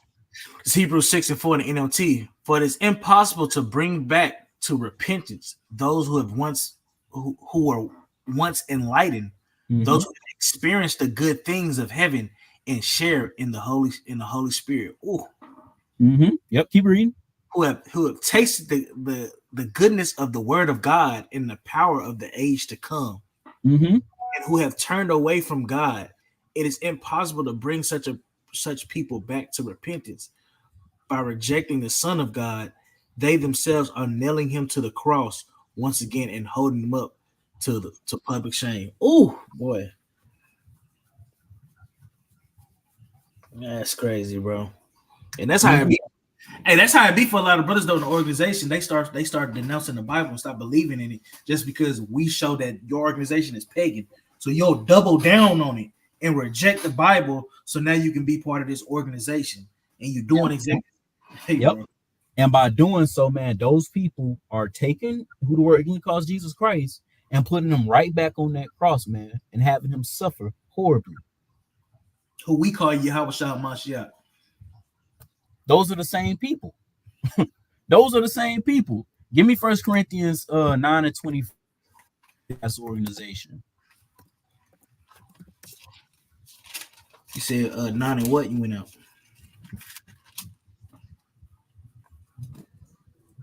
You said 9 and what up? 9 and 25. Hey, great one. I mean, if you want to talk about it, I mean, we can. We can. Oh, great. Oh yeah, he doesn't know what's going on. Oh, he's talking about Chief too. Yeah, he's an idiot. He doesn't know what's going on. He's just scoffing. Yeah, I ain't about to waste my time with that. Go ahead, I'll read that. 1 Corinthians 9 and 25. It says, "And every man that's like it. Hold on. Let me put it back in KJV. All right, go ahead. It says, "And every man that striveth for the mystery is Am I saying right? Temperated in all things. Temperate in all things. Now they do it to obtain a corruptible crown, but we are incorruptible." And that's the thing, right? All these, going back to what I said about, like, are people going into these Greek organizations to gain vainglory, to gain a status, right? They're doing it to get a corruptible crown. It don't mean nothing. Your status, your clout, they don't mean nothing, man. It don't mean it. Trust me, I was a part of it. You get them letters on your chest, all of a sudden you hot stuff, man. Everybody, their mama, they want to talk to you. The ladies all on you. If you're a woman in sorority, all of a sudden all the men giving you all the attention now. Like, I understand it. But all of that stuff is corruptible. It doesn't last. But what does last is you picking up this Bible, man, and coming back to your heritage, your true heritage, not this Greek mess. Keep reading on. Verse 26, and it says, I therefore so run, not as uncertainly, so fight I, not as one that breatheth the air. But I keep under my body and bring it into subjection, lest that by any means, when I have preached to others, I myself should be a castaway. And that's why you brothers that are in this truth, man, y'all got to be the example, because our people, they don't know no better. I didn't know better when I joined these Greek organizations. I didn't know. You know what I'm saying? So for those of our people that just don't know, we have to be that light, man. We have to show them, no, this is your nationality. This is your culture. This is your heritage. Now, those who we tell it to and they don't care, hey, wipe the dust off your feet. It's in the hands of the Most High now. Right? Hey, I love this scripture. This brother right here on fire, man. Mark 8:36. What shall it profit a man if he shall gain the world and lose his own soul? Powerful. Powerful. Powerful. Powerful, man. That's the scripture Huey quoted to the white man in the Boondocks. So let's go to this last one. Bro, great info. You just said that we wear a pentagram on our chest, but the lily got 6 sides. Bro, bro. I told you. I'm he's an idiot. Bro, is he for real right now? He talking about he got him throwing up the bro. You know, anybody can just get a collage of pictures, right? And just put them together and say you're a Freemason. I've seen people do it. So, like, please, bro. Please, bro. Yeah, bro. I've already seen the video. Like, we're not just stop, bro. You don't know what you're talking about. Hey, man, that right there is what you call a comedic relief. That's a comedic relief. So, on to the lesson, man. Yeah, so, the last one we're going to take a look at the brothers of Phi Beta Sigma. Woo! Let's get into it, right? Let's see. What are we going to do? Where are we going to start?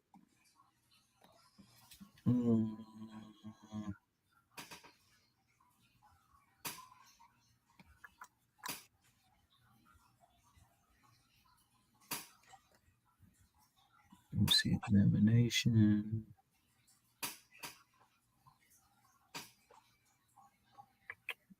I might start at Inferno.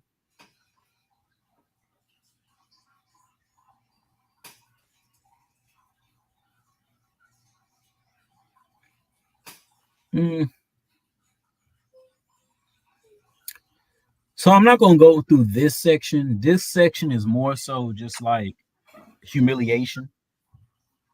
You know what I'm saying? Basically, they calling them dogs and they making them bark.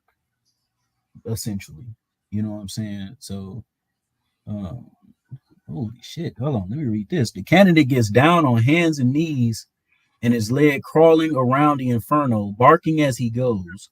Meantime, members are stationed at intervals, and as the dog passes, they make loud noises with belts or straps near, but not on the dog's buttocks. After the dog passes each member, the deputy leading him says, "Bark, dog." When he has circled the room once, the dog is stopped. Hold on, bro. They got this nigga on a chain? Yeah, bro, I ain't gonna cap to you, bro. I would never. I read this part. Yeah. The idolatrous part, and I kind of skipped it. Hold on, bro. I'm gonna have to hold on. Salakia, y'all. Salakia, man. Let me read this. The candidates are taken one at a time to the place where the inferno has been prepared. The test is started by the deputy or assistant taking the candidate by the arm and gently assisting him on his journey, walking him around the inferno as though nothing would happen to him, and in a conversational tone. Deputy, this is a Blammer, clearly evening when the Greek traveler.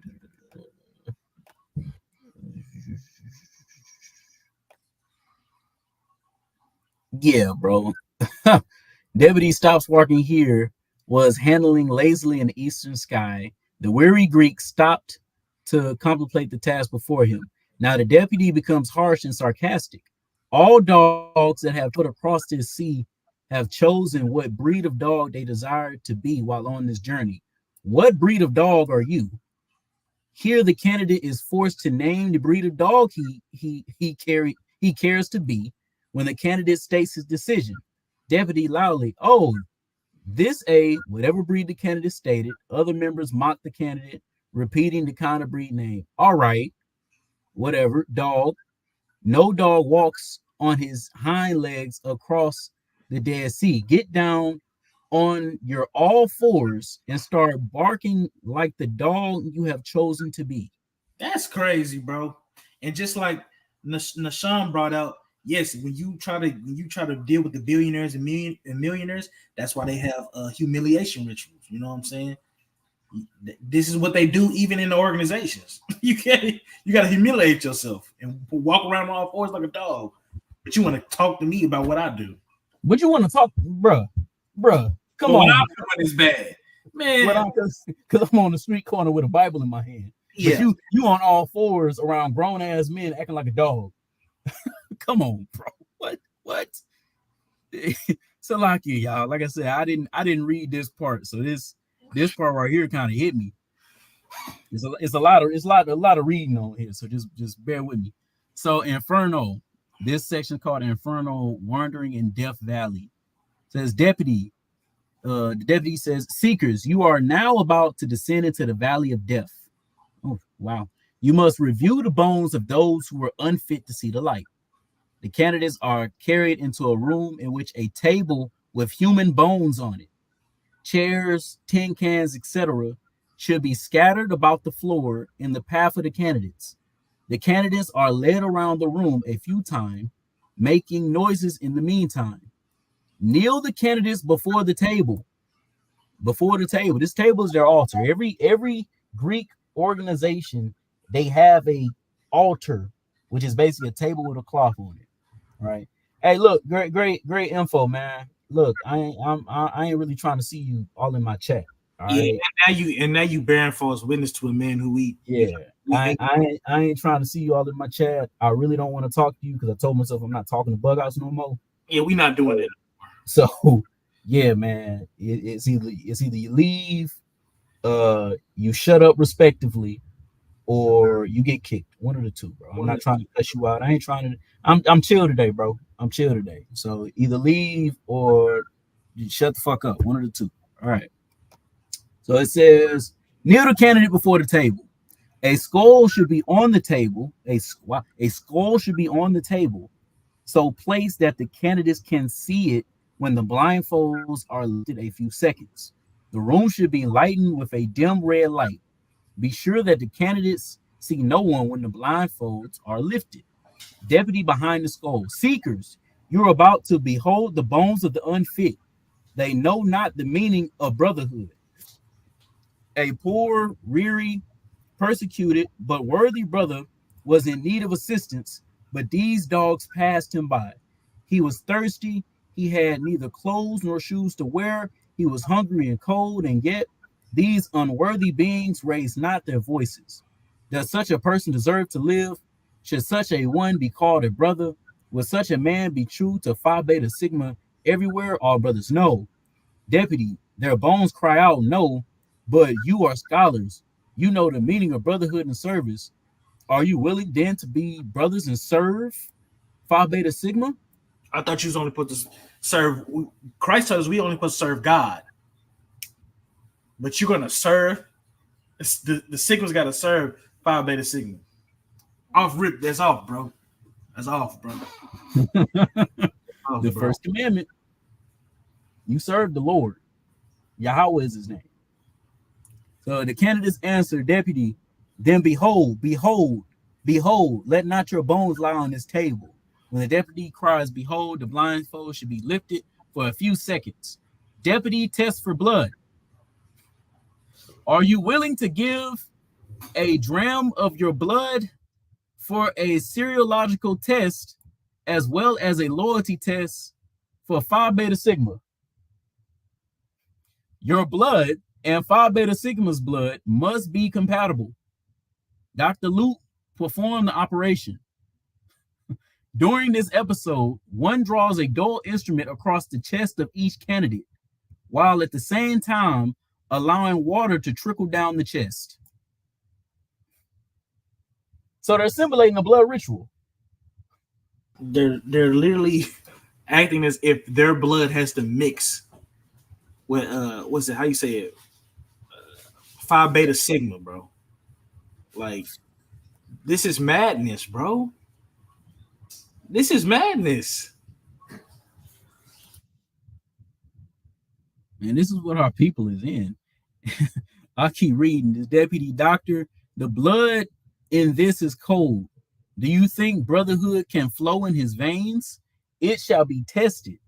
The examiner must go through the process of collecting the blood and treating the wound using the necessary words and technique. Deputy, drinking the blood.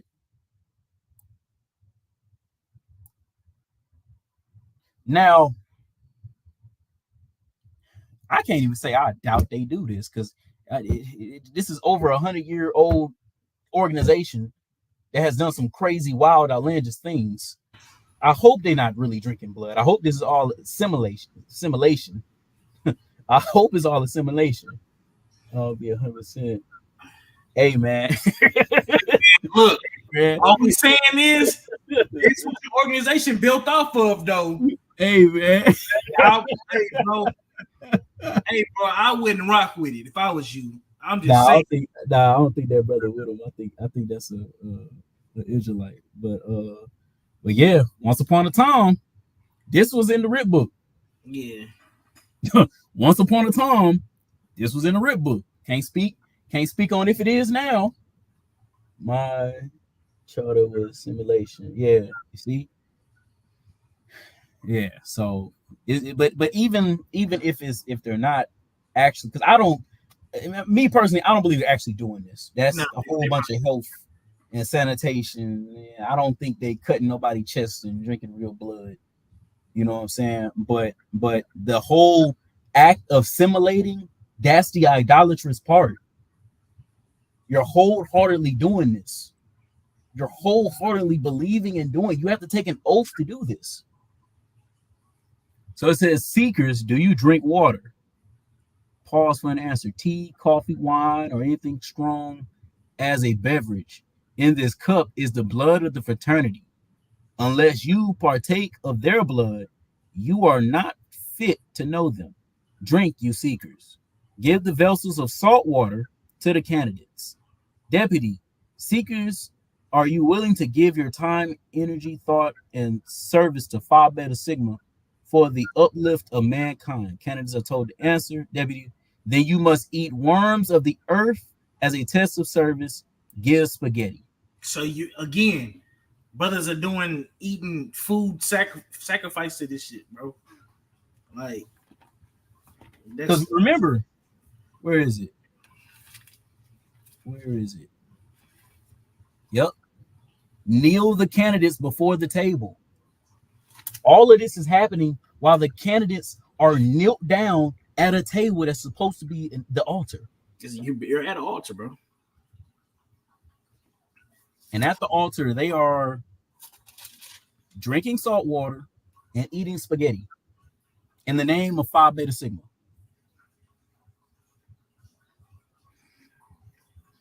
So, yeah.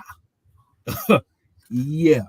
And that, I mean, that's the major way that you join yourself to other gods, is that you eat the stuff sacrificed. That's why, if you don't notice, when we do Passover, it's a sacrifice to the Most High God Yahweh, and we eat it because we're joining ourselves to the Lord. So just how we do that on the right hand side of God, they're doing it on the left. Hey, brother. You got another brother in the chat that said he did it. So bro, I don't know. Your organization probably didn't do that, but this is what the organization is built on, and it's not false claims, because this is the writ book. You can pull all these people's writ book up. This is the writ book of the organization of the Sigmas. So you cannot accept it, bro, but This is what your organization is built off of, bro. So if I was you, I would take heed to that, bro. I would take heed to that, bro, and really think about that, bro. Yep. So let's keep reading. Climbing the mountain, deputy. Dog, you have come a long journey, have reached the sacred foothills of Mount Olympus in northeast Greece, where the greater gods were supposed to live under their ruler Zeus. It was in these mountains that one of your founding brothers obtained the bones of an old Greek, brought them back, and they have been ground into bone dust. You have the sacred privilege of now receiving your traditional portion, which makes you a noble Greek of Sigma clan. Open your mouth, dog. Candidate is given about 1 teaspoon of Epsom salt or substitute bone dust. Jesus. This is crazy. Hey, this is crazy. Now, each candidate is led to the top of an inclined plane 3 times, plank of wood upon chair or otherwise. Each time the candidate is lifted down and carried onto the room and then back up to the plane, making it appear that he is climbing. One must be careful not to do any bodily harm. Do this about 5 times. Stop at the top, and the Chief Justice shall state, Chief Justice, now you're about to review the wonders of the mountain. Let me see. Yep. Fellow Greek, with your mind's eye, you are privileged to observe the wonder of Mount Olympus, where Ares, the Greek god of war, resided. The Titan, Prometheus, stole fire from heaven and taught men its use, for which act Zeus punished him by chaining him to the very rock on which you stand. But Sigma has outlawed the wearing Greeks and is now under the protection of Paris Athena, the goddess of wisdom, art, and industries. So they're saying that they're protected by the god of Athena, bro. If you are a part of these organizations, you can't be a Christian, bro. You can't be a follower of Christ, bro. You can't say you believe in this right here and be a part of this, bro. You can't. They're literally talking about climbing the Mount Olympus, and now they're protected by the goddess Athena. Yeah, man. This is crazy, bro. Are you willing to give your time, energy, thought, and service to Phi Beta Sigma? What is your answer? Jeez. Jeez. Yes, sir. Candidates answer yes or no. Each candidate is then unblindfolded when the candidate views Phi Beta Sigma in bright letters, either reflected through a lighted book or a banner on other lighted fraternity paraphernalia. The blindfold is then replaced. Let me see. Good God. Take these seekers Phi Beta Sigma, all hum the fraternity hymn. The assistant deputies and Dr. Luke take a piece of ice or dull instrument and go through the process of carving Phi Beta Sigma on the breasts of each of the candidates. Deputy, Dr. Luke draws some of the embryo's Greek's blood by carving Sigma above his heart. Since branding is illegal, by force, a piece of ice or any dull instrument is used. The Greek letter Sigma outline on candidate's chest, then place a piece of adhesive tape over the spot. Fellow Greek, Sigma has been written on your breast.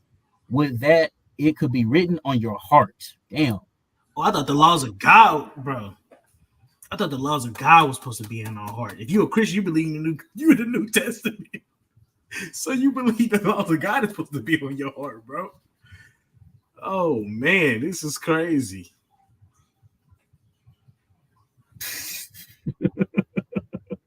This is crazy. Man. Oh man. I am. Hey, right there, bro. It says. Yeah. I'm getting to it. I see it. I'm getting to it. It's just, bro. The righteous man in me, bro, is reading this with such disgust. Yeah, bro. It's such. I'm reading it in such disgust right now, man.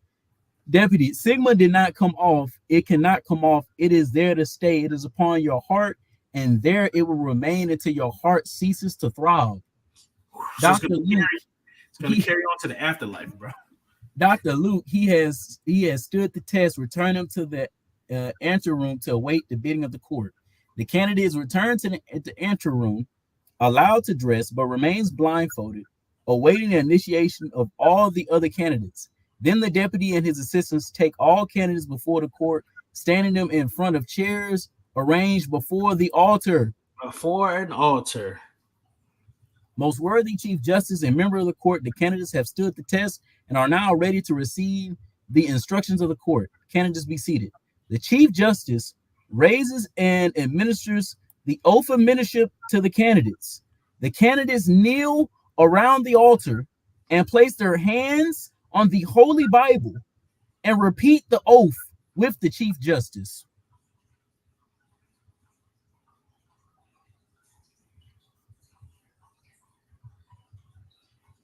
What's going on here, man? You got to get out. Yeah. You so-called blacks, Hispanics, and Native Americans, if you are a part of this madness, you have to leave. You have to leave. This organization, all these Greek organizations, but this is the worst one I've read. I've read 8 out of 9 of the Divine Nine's ritual books. I think the Sigma is the worst one. I think the Sigmas is the worst one. Because this is madness. Repeat after me. In the presence of Almighty God and members of Phi Beta Sigma fraternity, I do solemnly swear and affirm that I will never divulge any secret, betray any trust, or bring reproach upon the name and honor of the fraternity by committing any unworthy deed or act, so help me God.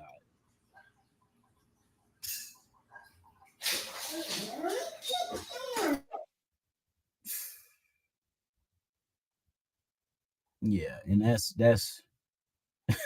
that's really it. After that, it just goes into their, founding day hymns, grips, and all that. None of that's important.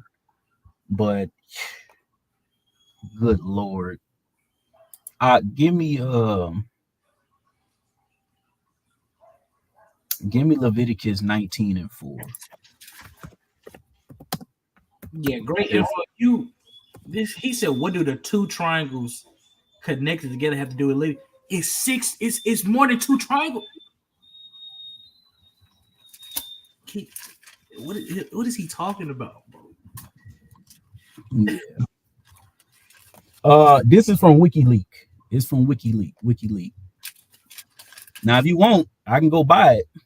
Go buy the great book too. You can go buy it. I can go buy it. I ain't trying to buy it, but I'll go buy it and we'll have a part 2. This is Leviticus 19:4. Turn ye not unto idols, nor make to yourselves molten gods. I am the Lord your God. And that's what these organizations are doing, man. That's what they're doing. They're literally turning to idols. They're turning to idols. They are. And we ain't even go into the other quote unquote divine nines, like the deltas who literally has what the Nirvana God. Or the AKAs who literally has what's that guy called? Atlas. Yeah, they got Atlas on there. You got the Gamma Sigma Rho. They go after Aurora or Ethos in the Greek, the goddess of dawn. Come on, man. Give me 2 Corinthians 6:14. I'm gonna get 2 more and then we can go ahead and shut it down. 2 Corinthians chapter 6:14, it says, be ye not unequally yoked together with unbelievers. For what fellowship have righteousness with unrighteousness, and what communion have light with darkness? Come on, man. And everything we read tonight, that's unrighteousness. You're kneeling at altars to other gods.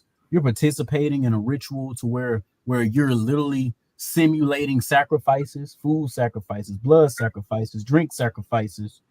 And all these is in towards other gods and in the name of these fraternities, which you take oaths to serve. And only person, power, being you should be serving is the Most High God himself. Can you read not? So like I had to put bro in time out. It says, verse 15, and with concord have, as I'm saying, what concord have God with Baal? Mm-hmm. Or what part have he that believeth with an infidel? An infidel. So if you claim to be a Christian, man, what part do you have doing this? with these other gods. If you're supposed to be Christ-like, Christ would never in his mind kneel at an altar and eat the food sacrificed for the gods, man. Like we saw in Alpha Phi Alpha. Christ wouldn't be in the temple of Delphi, like we saw with Kappa Alpha Psi. Christ wouldn't be at a goddamn altar simulating blood rituals like Phi Beta Sigma. And crying out to Greek gods. Christ wouldn't have did that, man. What part have you with this madness? You cannot be a Christian. Again, you cannot be a Christian and be in an organization, bro. It is off, because one thing we all know is you're supposed to swear your allegiance to the Most High God. You swear your allegiance to the organization. You can't have two masters. Yep, and that's through the Spirit. That's the last precept we got. But give me verse 16. Verse 16. And what agreement had the temple of God with idols? For ye are the temple of the living God. As God has said, I will dwell in them and walk in them, and I will be their God, and they shall be my people. So what does idols have to do with the temple of God? We are the temple of the Most High. So whenever you go off and you do these rituals and you be in these Greek fraternities, it's the same as if you brought an idol into the house of God. That's punishable by death. You can't do that. And I was gonna say that's loud. Marie 17, all this is through the Spirit, man. Because somebody needs to hear this. It might be bro. Read verse 17. Verse 17. Wherefore come out from among them and be what? Come out from among them and be ye separate, saith the Lord, and touch not the unclean thing, and I will receive you. And that's when the Most High is going to receive you. When we leave this madness alone, we leave these Greeks alone, and we come back to our true nationality and heritage that was given to us by the Almighty God, which is you are a descendant of Abraham, Isaac, and Jacob. That's what we got to get back to, man. Because like the brother said, we can't sit up here and claim to love God, serve God, be a Christian, and be in this folly and this madness. Give me Matthew 6:24, and that's what we're going to end it off on. This is book of Matthew, chapter 6 and verse 24. Hold on, let me get the red letter. It says, no man can serve two masters, for either he will hate the one and love the other, or else he will hold to the one and despise the other. Ye cannot serve God and mammon. You can't do both, man. You can't do both. You can't, because, bro, there's going to be things that's in the laws of God that you can't do, but your organization is going to tell you to do. Yep. It just is. Yep. Like when we looked at Alpha Phi Alpha, what do they have to eat at that altar? Oysters. God said don't eat that. So which one are you going to do? Because you just took an oath to Alpha Phi Alpha. And then, like observe the laws. Like I said, in the Burning Sands, bro, in that movie, they made brothers commit adultery. They got all the brothers in there, and they had to all sleep with one woman. All of them had to all sleep with the same girl. Oh, we ain't even talk about any of that. Yeah, like, bro, we went to Prayer View. We know. Even if you're not so-called doing a ritual, because I'm gonna be real with you, I'm gonna keep being with you. I doubt that y'all are doing this right now. I doubt any of they probably just letting y'all pass through whatever little ritual they got going on. But that's what the organization is built on. But we do know that all types of wickedness is pushed through these organizations. Like, period, point blank. Yep. Period, point blank. And you know, before we leave, man, I just have to say, you know, once again, I've known many good men with morals, stood on something, quote unquote Christians in their own eyes, and yet they get into these organizations and they just crash out, bro. And they just crash out. So that, man, we pretty much are done with the lesson. But before we close out, just want to go ahead, let everybody know, man, hey, we got the album that's coming. The album that's coming on Friday. May 24th. May 24th. Space City Records. Space City Records, man. I need all of y'all to go follow Space City Records on all platforms. On all platforms. I'm gonna go ahead and share this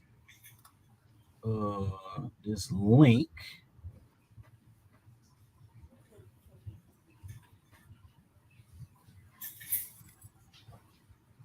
Go ahead and share this link, right? I'll post our link tree up in the chat.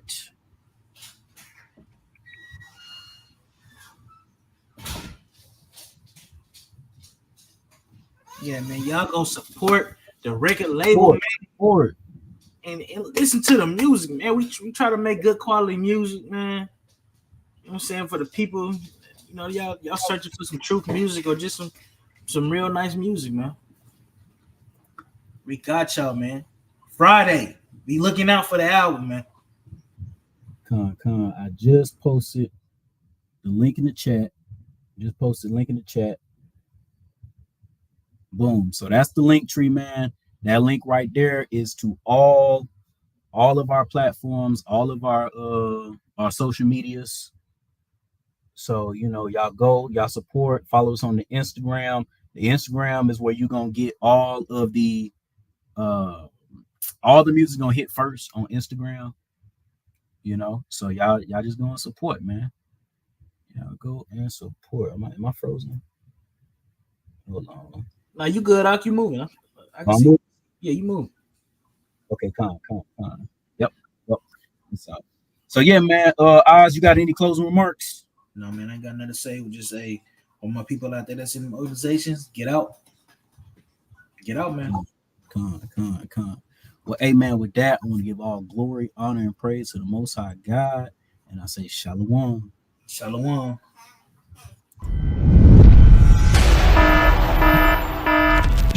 Shalom, family. This is a very important message to the nation. We need your help for Officer Yaikwab. He's going through some health problems. The brother is currently in the hospital and would really appreciate any donation you can provide. Shalom. Shout out to Wild. That's my mini because I'm old as not. Why you older than me? Okay? I'm your mini me. What the fuck I'm saying? And what's 31?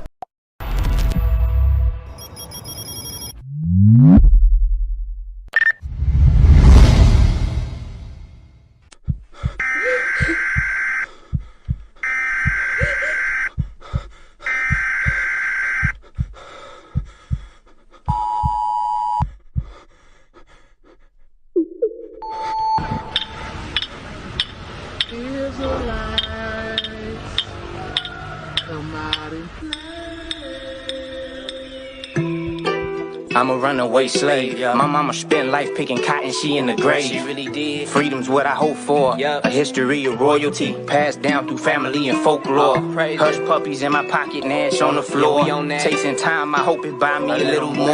Cause by daybreak, I gotta glide through this concrete jungle and survive for my name's sake. Master cracking that whip though. I knew the consequences when I hopped in that whip though. We couldn't resist those and gotta make riches out of rags. And I'll be fat one day to show you a nigga on the nag. I don't need papers, no.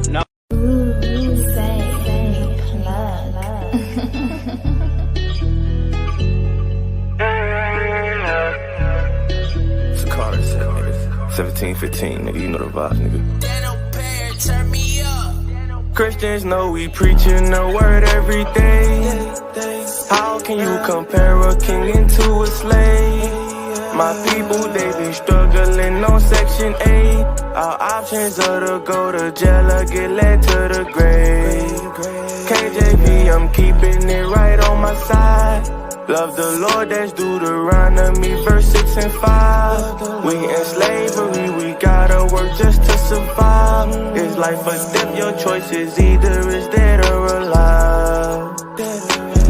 Preach it to the wind, cause it's low, gotta pick up. Make a heat and breed in reverse like a hiccup. Eat them deceiving the road, you can't trick us. Dolce Gabbana the fit, let's flick up. Casa Amigo the drink, let's sip up. Psalms 83, all the heat and had clipped up. Glock holder 50, I'm picking my clip up. Chill with the brothers, new moon, let's link up. They say the Lord love everyone that is blasphemy. Brother fall out of the truth, that's a tragedy. He nigga get salvation, a fallacy. Teaching my people and I do it happily. Don't call you niggas like Davis, I'm Anthony. Pray for the kingdom, I do it so anxiously. Spend 750 on shoes at the gallery. Israel go up, never down with his gravity. Esau be chillin', just looking from balcony. I made the whole world, including the galaxy. My people going through the pain and the agony. Eat them, he move with precision and strategy. Wearing my fringes and tassels so casually. For Jacob trouble, bullets from academy. Nobody helped her when there was calamity. Want us to forgive everything, it's insanity. Preaching the word every day.